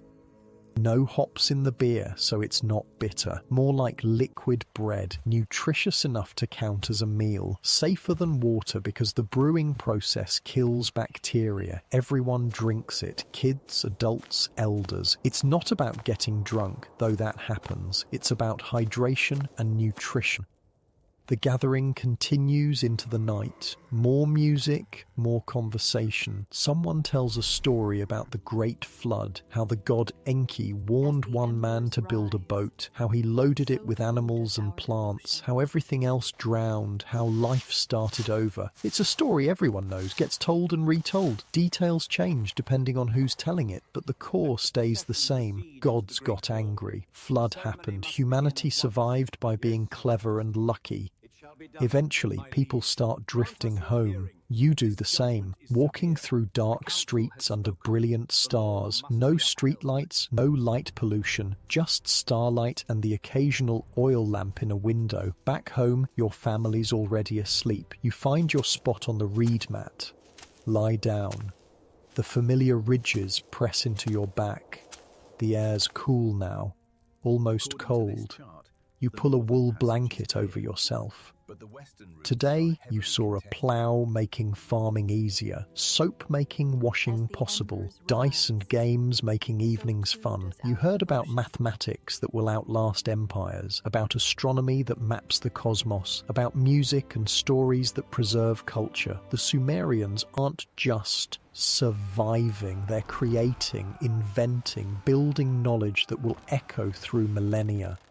And you're just a regular person, a canal digger, someone who got conscripted for war and lived to tell about it, someone who drinks beer through a straw and sleeps on a reed mat and works in brutal heat. But you're part of it, this grand experiment called civilization, where people come together, solve problems, create tools, share knowledge, where innovation happens not in isolation but in communities, where one person's clever solution becomes everyone's standard practice. It's messy, violent sometimes, unfair often, but it's also genuinely impressive. Unlike your modern bed, your climate control, your instant access to all human knowledge through a device in your pocket, your complete lack of needing to count finger segments to do math. You've got it easier, way easier. The stars outside are the same stars the Sumerians mapped. The math they invented still structures your day. The wheel they designed still moves your stuff. The beer they brewed still gets consumed at gatherings. 5,000 years later, their innovations persist. That's worth something. You close your eyes. Sleep comes easier tonight. Tomorrow's just canal work. Normal, regular, non-violent canal work. You can handle that.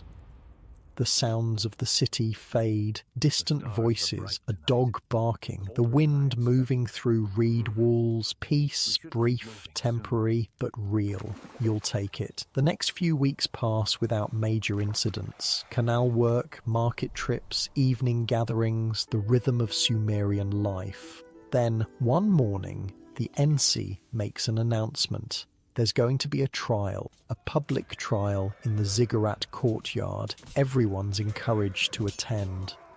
Someone stole grain from the temple storehouse, got caught. Now they're facing justice. Sumerian justice, which is, let's call it, straightforward. The trial happens at midday, because apparently the best time to render judgment is when it's 115 degrees, and everyone's miserable.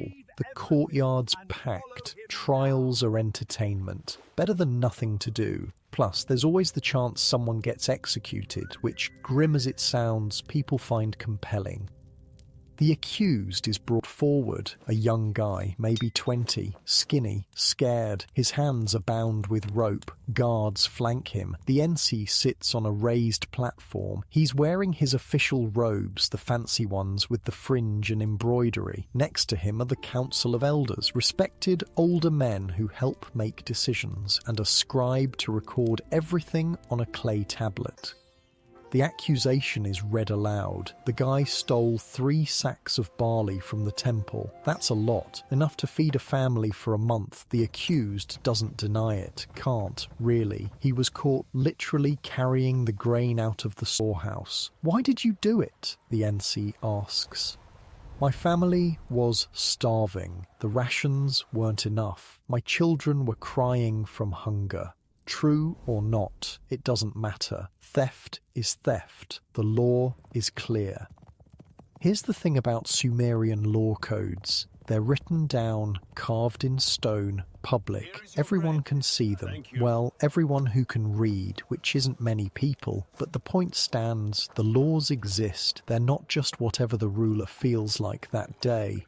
The laws cover everything. Theft, murder, assault, property disputes, divorce, inheritance, business contracts. Even stuff like, if your ox gores someone's ox, here's what you owe them. Super specific. The punishments are equally specific and harsh. really harsh. For stealing temple grain, the punishment is mutilation. They cut off your hand. The hand that stole seems symbolic to them, seems horrifying to everyone else. The guy starts begging, pleading. His family needs him. He can work. He can repay the grain. Please, mercy. The council of elders confers, whispers. The NC listens. Then he announces the verdict. Guilty. The punishment is 10 years of temple service. Wait, what? Instead of cutting off his hand, they're making him a temple slave. He'll work off the debt, 10 years of labor. His family will receive minimal rations during that time. It's harsh but not mutilating. The crowd murmurs. Some people seem disappointed. No blood today. The guy's led away. Relief and despair mixed on his face. He gets to keep his hand. He loses his freedom for a decade. Sumerian justice is weird. Sometimes they're brutal, cutting off hands, gouging out eyes, executing people for relatively minor crimes. Other times they're almost reasonable. It depends on the NC, the specific law, the circumstances, whether the gods seem angry that day. Consistency is not their strong point.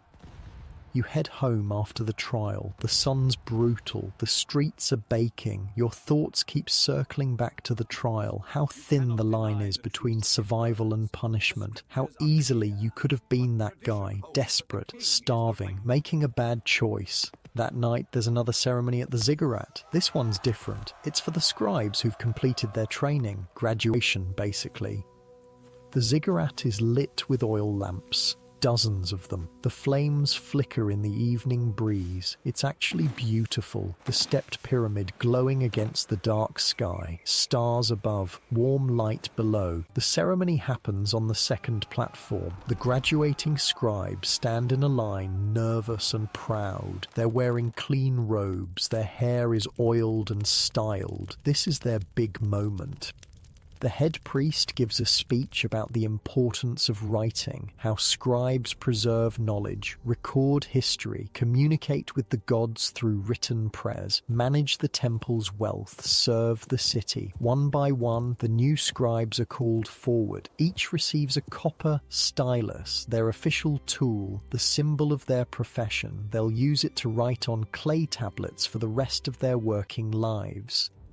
Each scribe has to demonstrate their skill. They're given a fresh clay tablet and asked to write a passage, something religious, usually, a hymn to Inanna or a prayer to Enlil. You watch one kid write. His hand is steady. The cuneiform signs are clean and precise.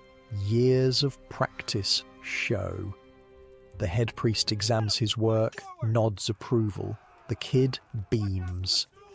That kid will never dig a canal, never carry bricks, never fight in a war probably. He'll sit in cool rooms, writing on tablets, managing accounts. His life just got exponentially better. Education is the only real path to upward mobility in Sumer. If you're born poor and stay uneducated, you die poor. But if you can somehow get your kid into scribe school, if they can survive the beatings and memorize the thousands of signs, they might escape the cycle. Might. After the ceremony, people linger as food, the temples providing it as celebration. Bread, dates, roasted lamb, and beer. Obviously beer. The goddess Ninkasi would be offended if there was a celebration without beer. You grab some food and find a spot to sit. The night air is cool. Finally. After the brutal day heat, the temperature's dropped to almost comfortable. A group of musicians is playing near one of the shrines, drums and lyres. The rhythm is hypnotic. Some people start dancing. Nothing formal, just moving to the beat. It's joyful, simple, human. You notice families everywhere. Parents with children, grandparents, extended relatives. Sumerian families are tight units, multiple generations living together. Everyone supporting everyone else because you have to. Survival requires cooperation.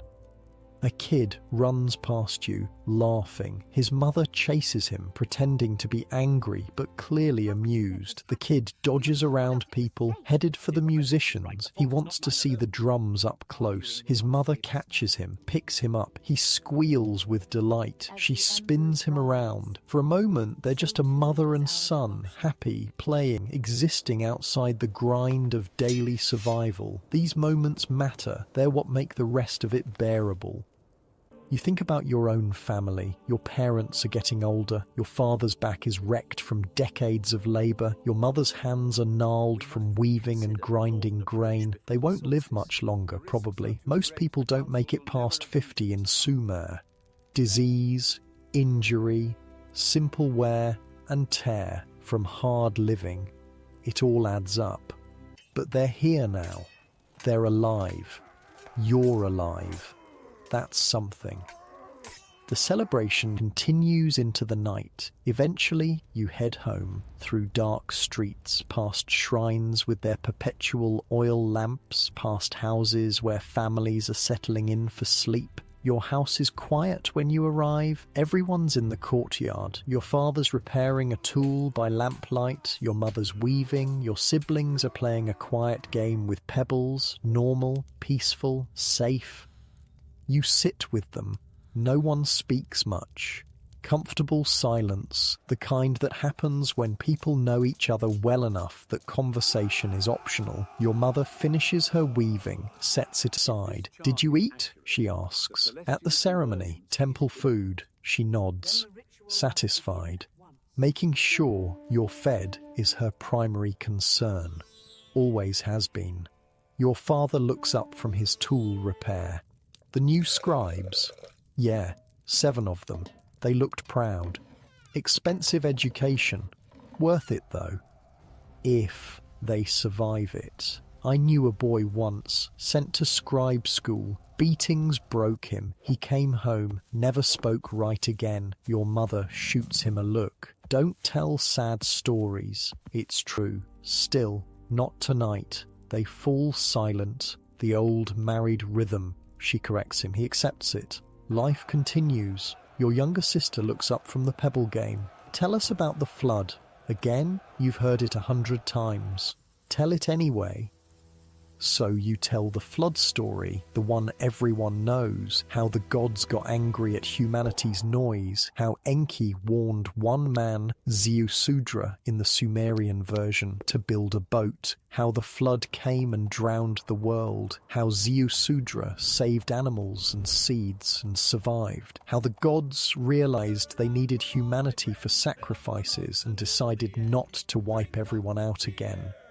It's a good story, familiar, comforting, the kind of story that's been told for generations and will be told for generations more. Long after Sumer falls, this story will persist. Different cultures will claim it, change the names, add details, but the core will remain. A flood, a boat, a survivor, a new beginning. Your sister falls asleep halfway through. Common. She just wanted the comfort of the story, not the ending. One by one, family members head to their sleeping spots, your parents to their small room, your siblings to their mats in the courtyard, you to yours. The routine of preparing for sleep is simple. Check your water jar, make sure there's enough for the night if someone gets thirsty. Check the door, make sure it's secured. Say a quick prayer to the household gods. Small clay figurines in a niche by the entrance. No elaborate bedtime ritual. No brushing teeth. That's not a thing yet. No changing into special sleeping clothes. You sleep in what you wore all day, maybe removing your belt and outer layer if it's hot. You lie down on your reed mat. The ridges press into your back. Familiar discomfort.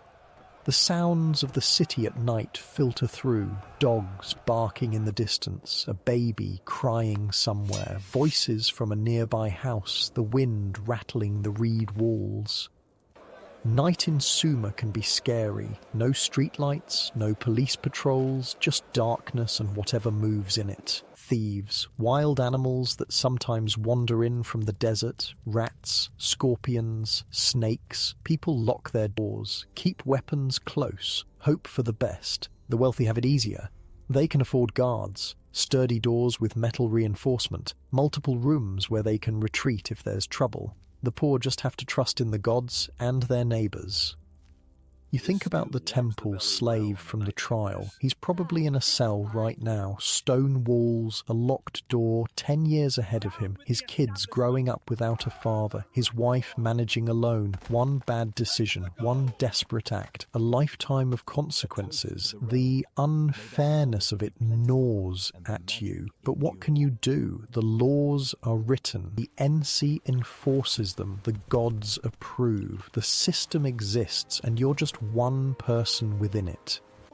You try to sleep, the temperature's dropping fast. You pull your wool blanket closer. The scratchy fabric provides warmth, if not comfort. Outside, something howls. Could be a dog, could be a jackal from the desert. Hard to tell. The sound is mournful, lonely. Your mind drifts, thinking about the day, the trial, the ceremony, the new scribes with their futures secured, the families laughing together, the music, the food, the simple moments of joy punctuating the difficulty. This is life, not perfect, often unfair, sometimes brutal, but also containing beauty, connection, community, progress, hope. The Sumerians have created something here, a system of laws, even if they're harsh, a system of education, even if it's brutal, a system of religion that provides structure and meaning, a system of agriculture that feeds thousands, a system of government that mostly works.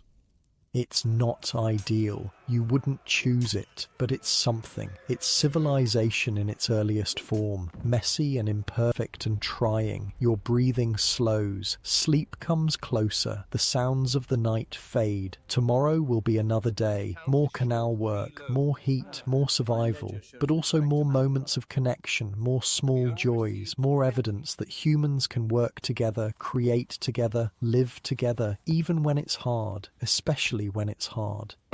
Your eyes close, the reed mat beneath you, the wool blanket above you, your family sleeping nearby, the city walls keeping most dangers out, the stars wheeling overhead in their predictable patterns. Safe enough for tonight, and in ancient Sumer, safe enough is all you really get.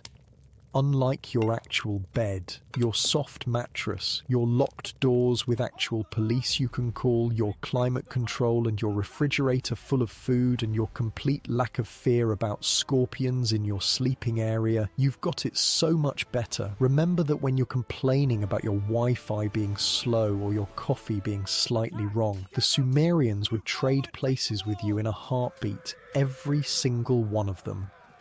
The darkness deepens, sleep takes over, the city quiets, the night passes, and somewhere on clay tablets that will survive for thousands of years, scribes are recording today's events, the trial, the ceremony, the grain accounts, the astronomical observations, the prayers, writing down civilization, preserving it, passing it forward to us. 5,000 years later, still reading their words, still using their inventions, still counting in their number system, still telling their stories.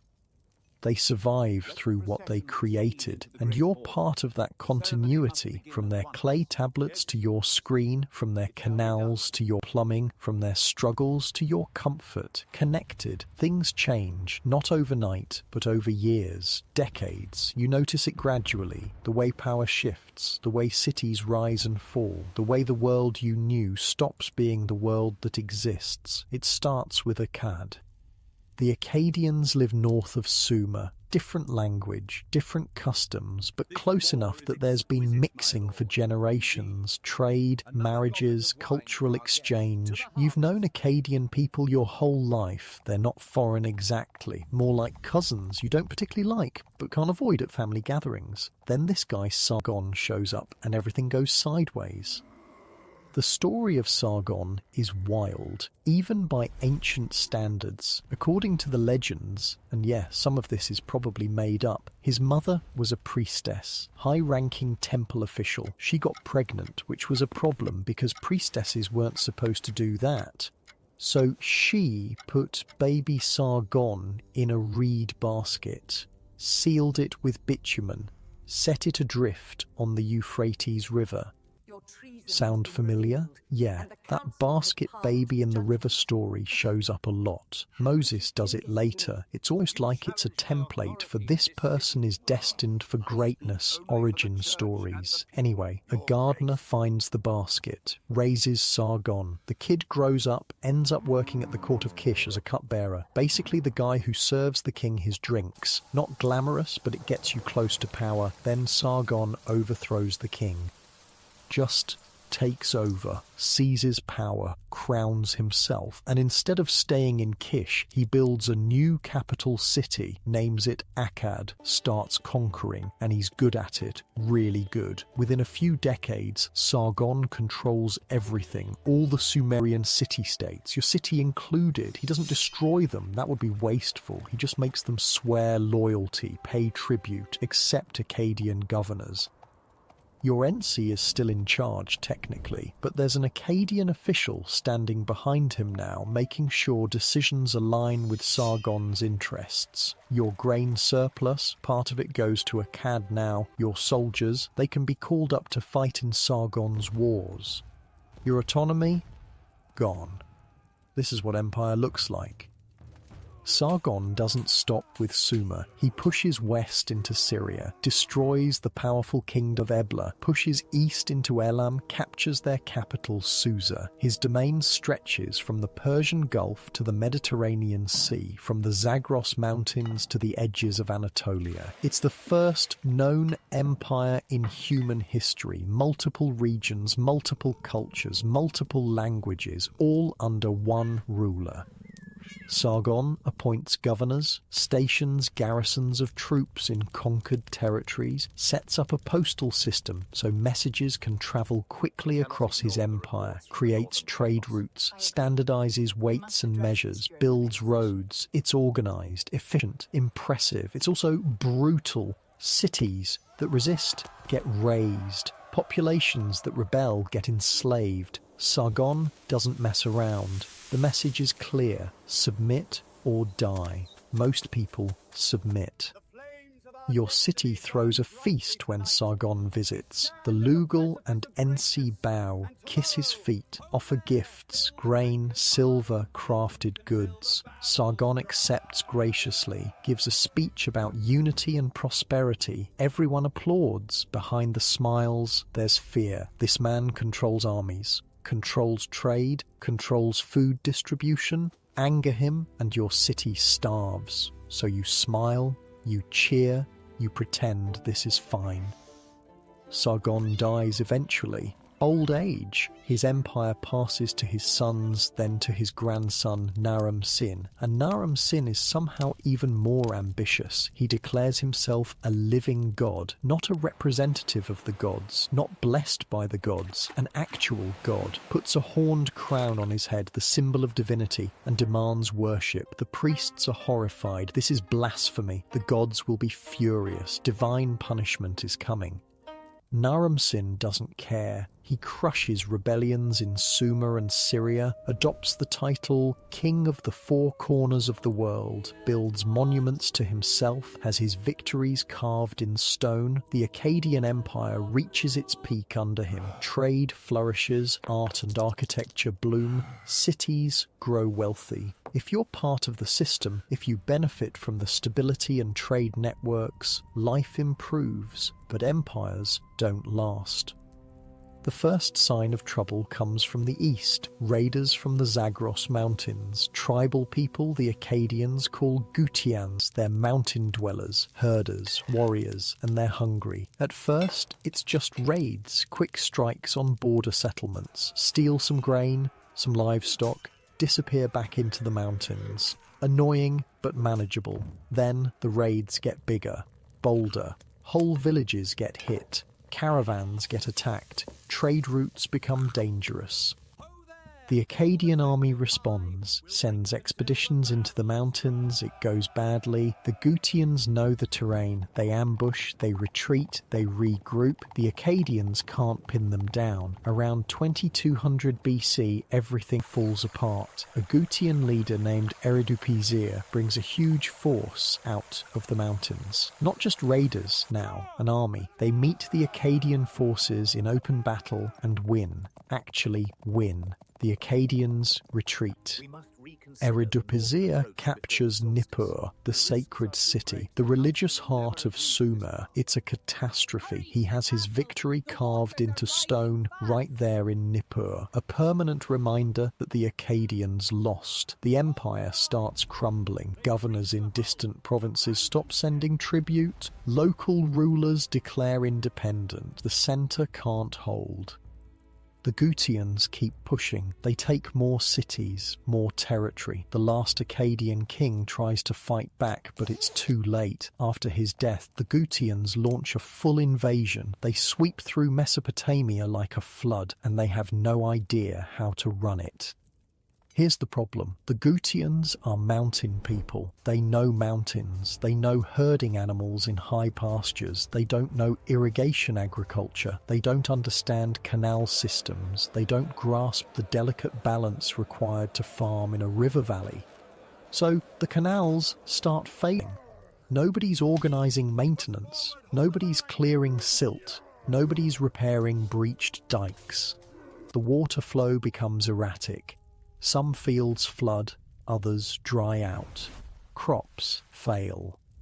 Food shortages begin, then famines. People start dying, not from violence, from starvation, from disease that follows starvation. The economy collapses, trade stops, craftsmen can't get materials, merchants can't travel safely, cities that thrived on commerce shrivel.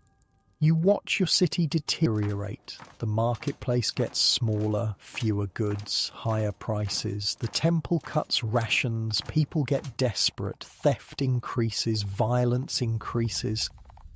The Gutians don't know what to do. They try to rule, but they don't understand the systems they've inherited. They appoint leaders who don't know irrigation. They collect tribute without understanding it starves the cities. They break things they don't know how to fix. Mesopotamia enters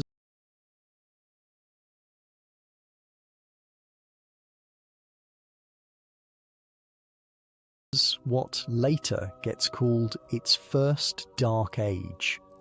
Cities are abandoned, just left empty. People flee to wherever they think they can survive. Some head to the marshes in the far south where traditional Sumerian life continues. Some head north, some just die. Your city shrinks, whole neighborhoods empty out, houses crumble.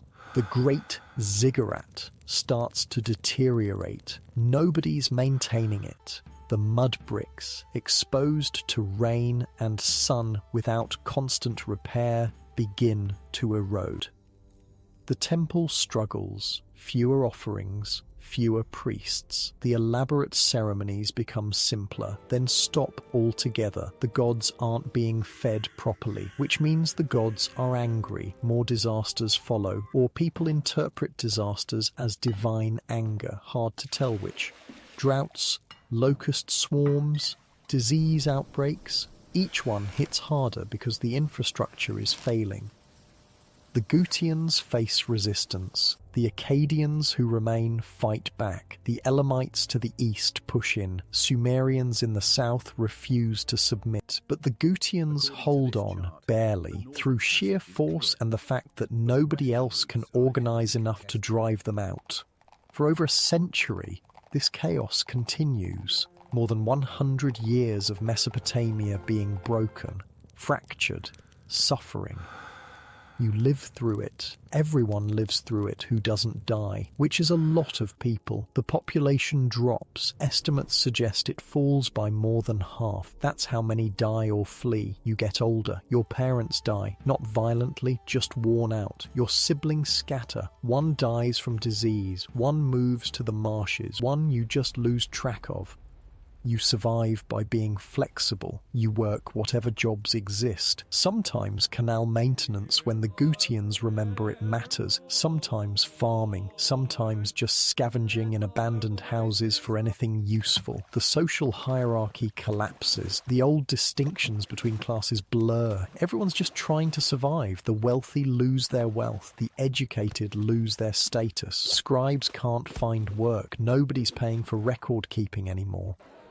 You see tablets being destroyed, used as building material, crushed up for temper in mud bricks, thousands of years of recorded history ground into dust. It's heartbreaking, but also practical. You need bricks more than you need ancient accounts of sheep transactions.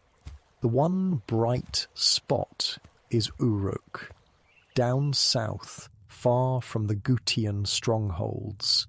The city maintains some independence, keeps its traditions. A leader named Utu Hengal rises there. He starts organizing resistance.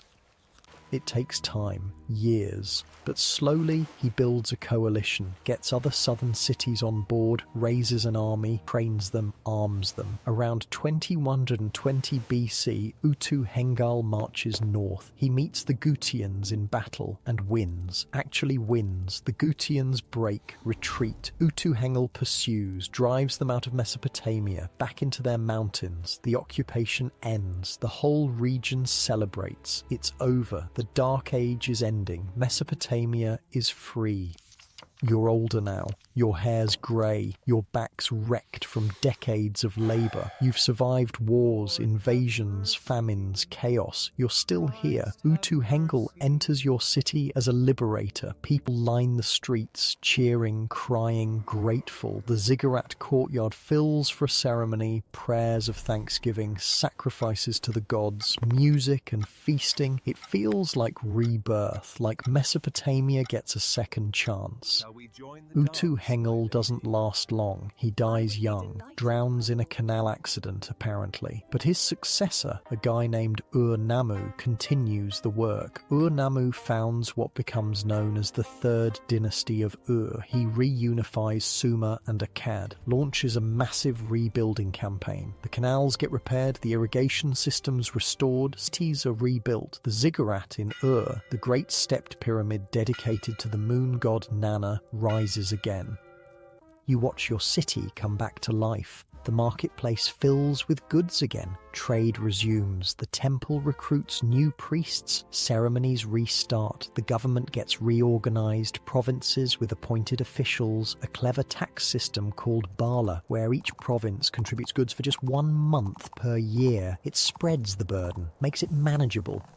Sumerian becomes the official language again. Not for speaking, people speak Akkadian now in daily life, but for administration, religion, literature, Sumerian gets revived as a sacred language. This is when the Sumerian king list gets compiled, that famous document listing all the rulers from mythical times to the present. It's propaganda, really, linking the new dynasty to ancient legitimacy. But it works. It gives people continuity, connection to the past. Things improve for a while. But underneath, problems are building. The centralized bureaucracy that worked great under strong rulers becomes bloated and corrupt under weaker ones. Officials skim off the top. Favors get sold. Justice becomes optional if you can't afford bribes. The north, mostly Akkadian-speaking, grows resentful of being ruled from the Sumerian south. Tensions simmer. Worse, the environment is failing. Centuries of irrigation without proper drainage have caused salt to build up in the soil. Salinization. The crops grown in salty soil produce less. Yields drop. Food becomes scarce again. Some scholars think this is what really kills southern Mesopotamia. Not war, not invasion. Salt. Too much irrigation. Too little drainage. The land itself giving out.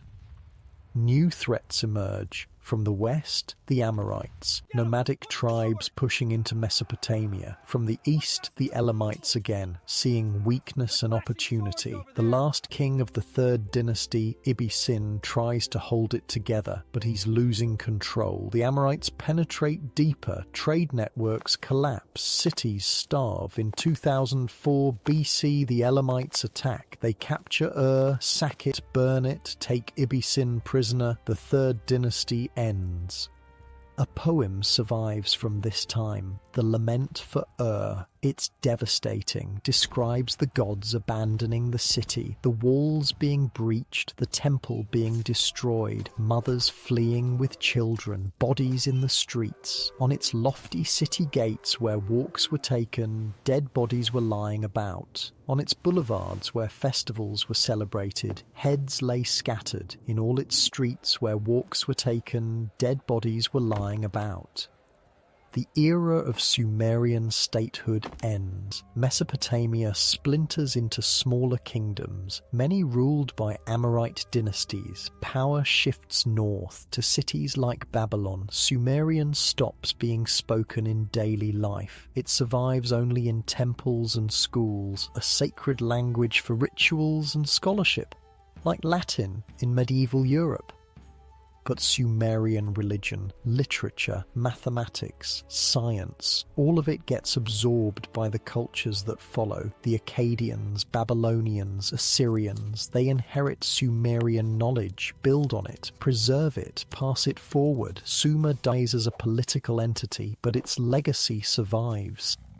You won't see the end. You die before 2004 BC. Old age, surrounded by family in a rebuilt house in a restored city. You die thinking civilization survived, that the Dark Age was an aberration, that Sumer will last forever. You're wrong, but you die happy. And in ancient Sumer, dying happy is an achievement. Unlike your warm bed right now, your stable government, your functioning infrastructure, your complete lack of dealing with mountain invaders who don't understand irrigation. You've got it so good you can't even imagine the alternative. The Sumerians lived the alternative. For over a century, they lived through civilization collapsing, through systems failing, through knowledge being lost, and they rebuilt. They tried, they survived as long as they could. That's worth something. That resilience, that determination to continue despite everything. They didn't quit, they kept going right up until the very end.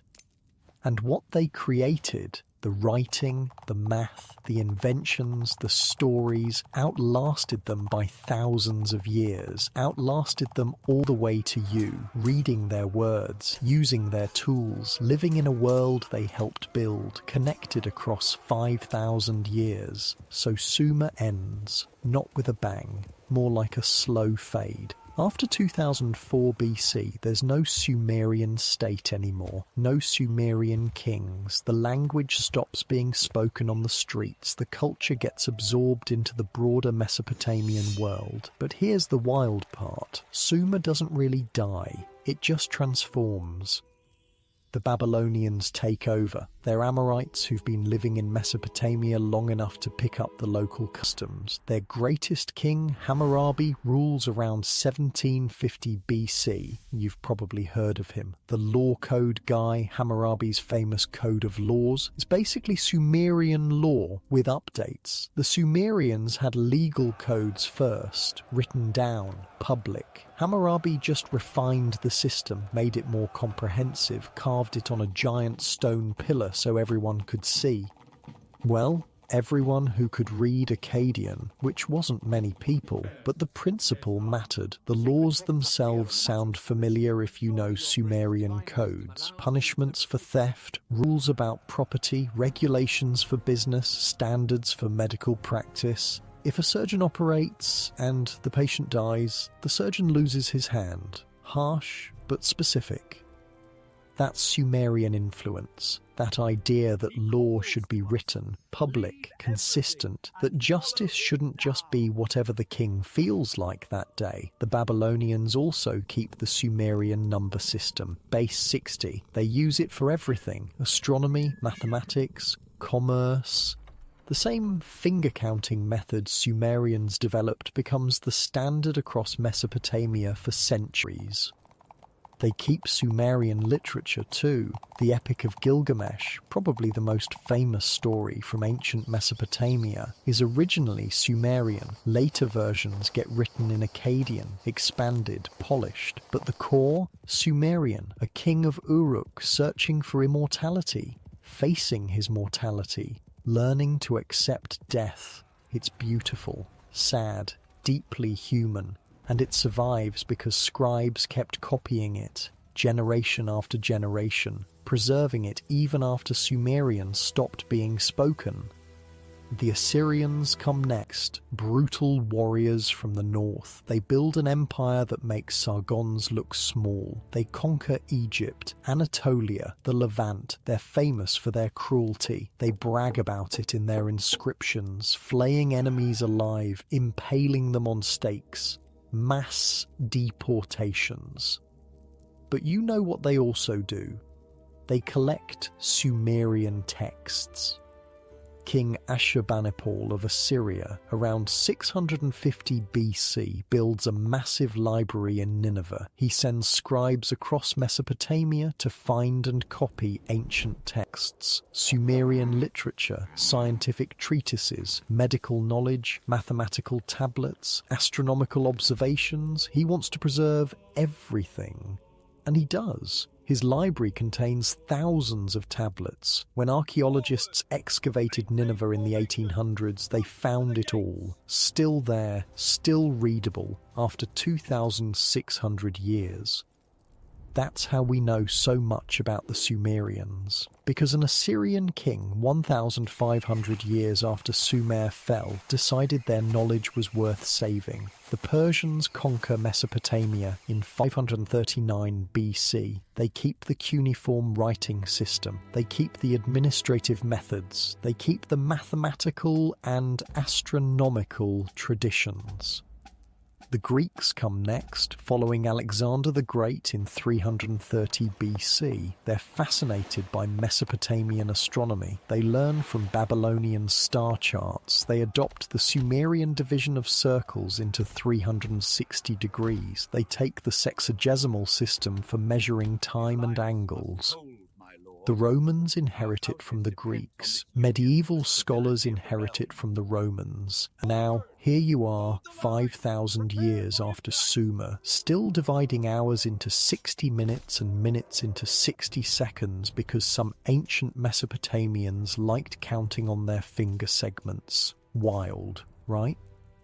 The wheel, still using it. The plough, modern farming equipment is just fancy ploughs. Beer, still drinking it, though now with hops. Soap, still washing with it. Writing, you're literally reading Sumerian legacy right now. Even the idea of cities, of civilization itself, of people living together in large numbers, specializing in different jobs, creating art and literature and science, that's Sumerian. They did it first. They figured out how to make it work. Not perfectly. They had slavery, brutal wars, massive inequality, environmental destruction from over-irrigation, a religious system based on fear, leaders who abused power, but they also had poetry, music, mathematics, astronomy, law codes, schools, libraries, public ceremonies, community gatherings, families who loved each other, people who created beautiful things, thinkers who asked big questions. They were human, fully, completely human, with all the good and bad that implies. And you're connected to them through the tools they invented, the knowledge they discovered, the systems they created, the stories they told. When you check the time on your phone, 60 seconds, 60 minutes, 24 hours, you're using Sumerian math. When you read anything, books, texts, signs, you're using a descendant of their cuneiform. When you follow laws, attend school, go to work at a specialized job, live in a city, you're participating in structures they pioneered. When you look at the stars and know their patterns, when you calculate areas and volumes, when you drink beer at a gathering, you're echoing Sumerian practices. They're not gone, not really. They're just transformed, absorbed, integrated into everything that came after. You, lying in your comfortable bed right now, are part of that continuity. Part of the long chain of human civilization that started in southern Mesopotamia 6,000 years ago. Think about the distance between you and them. They slept on reed mats that left ridges in their backs. You sleep on a mattress engineered for comfort. They rationed water carefully, drank from clay jars, worried constantly about supply. You have unlimited clean water from a tap. They ate barley and onions every day, with occasional fish or dates if they were lucky. You have a refrigerator full of options from around the world. They worked in 120-degree heat with no protection. You have climate control. They faced diseases with no understanding of germs, no antibiotics, no modern medicine. A cut could kill you. Childbirth was a death sentence for many women. You have hospitals, doctors, vaccines. They lived under the constant threat of war, invasion, starvation, divine punishment. You have stability, security, safety nets. They died young. Average life expectancy maybe 30 or 40 years if you were lucky. You'll probably live twice that long. The gap between their daily reality and yours is enormous, staggering, almost incomprehensible, and yet they survived. They created, they built, they thought, they loved, they tried. In the face of brutal conditions, they made beauty. In the face of uncertainty, they made knowledge. In the face of mortality, they made things that would outlast them. The ziggurat of Ur still stands, eroded, damaged, but there. You can visit it. You can climb the same steps Sumerian priests climbed 4,000 years ago. The tablets survive, hundreds of thousands of them, in museums, in collections, being studied, translated, revealing more about Sumerian life every year. The innovations persist, the ideas continue, the legacy lives. They succeeded, not in the way they imagined. They thought their cities would last forever, that their gods would always be worshipped, that Sumer would endure. But they succeeded in a deeper way. They contributed to the great human project, the ongoing effort to understand the world, to create meaning, to build something larger than individual lives.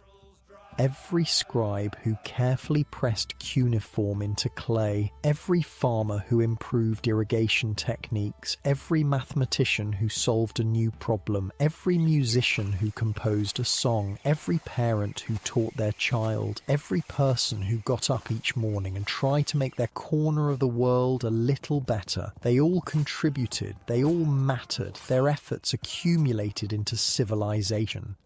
And that continues, through you, through everyone alive now, taking what came before, adding to it, passing it forward. You're not separate from the Sumerians, you're downstream from them, connected by an unbroken chain of human effort spanning millennia. So when you feel stressed about your problems, your work, your relationships, your struggles, remember the Sumerians. They dealt with so much worse, and they kept going. When you feel grateful for your comforts, your bed, your food, your safety, remember the Sumerians. They would be amazed by what you have, literally amazed. You live like their kings couldn't even imagine. When you feel small and insignificant, remember the Sumerians. Individual people whose names we'll never know, whose lives seemed ordinary to them, contributed to something vast and enduring. You're part of that too. Your life matters. Your efforts contribute. Your existence is part of the ongoing human story. The Sumerians started something. You're continuing it. Others will follow you. The chain continues. So rest now in your comfortable bed, your safe room, your peaceful night. Feel the mattress beneath you, soft, supportive, nothing like a reed mat. Feel the blanket, warm, clean, nothing like scratchy wool. Feel the security, the walls, the locks, the absence of threats. Breathe deeply, clean air, controlled temperature, no dust storms, no searing heat. Your stomach's full, your thirst is quenched, your body's safe, your future's relatively secure. You're okay, more than okay. You're blessed with comforts the Sumerians couldn't conceive of. And somewhere, across the vast distance of time, maybe they'd be happy about that. Happy that humanity got here, that their efforts and sacrifices contributed to a world where people sleep safely, eat well, live long. Maybe they'd be proud of what we built on their foundation, of how far we've come, or maybe they'd just want a soft mattress and a cold drink. Hard to say. Either way, you're here now, safe, comfortable, connected to them through the long chain of human civilization. Rest well, sleep deeply, and maybe tomorrow, when you use their math or benefit from their innovations, think of them kindly. The Sumerians, the first civilization, the ones who started this whole wild journey. They did their part. Now close your eyes and rest in the world their efforts helped create.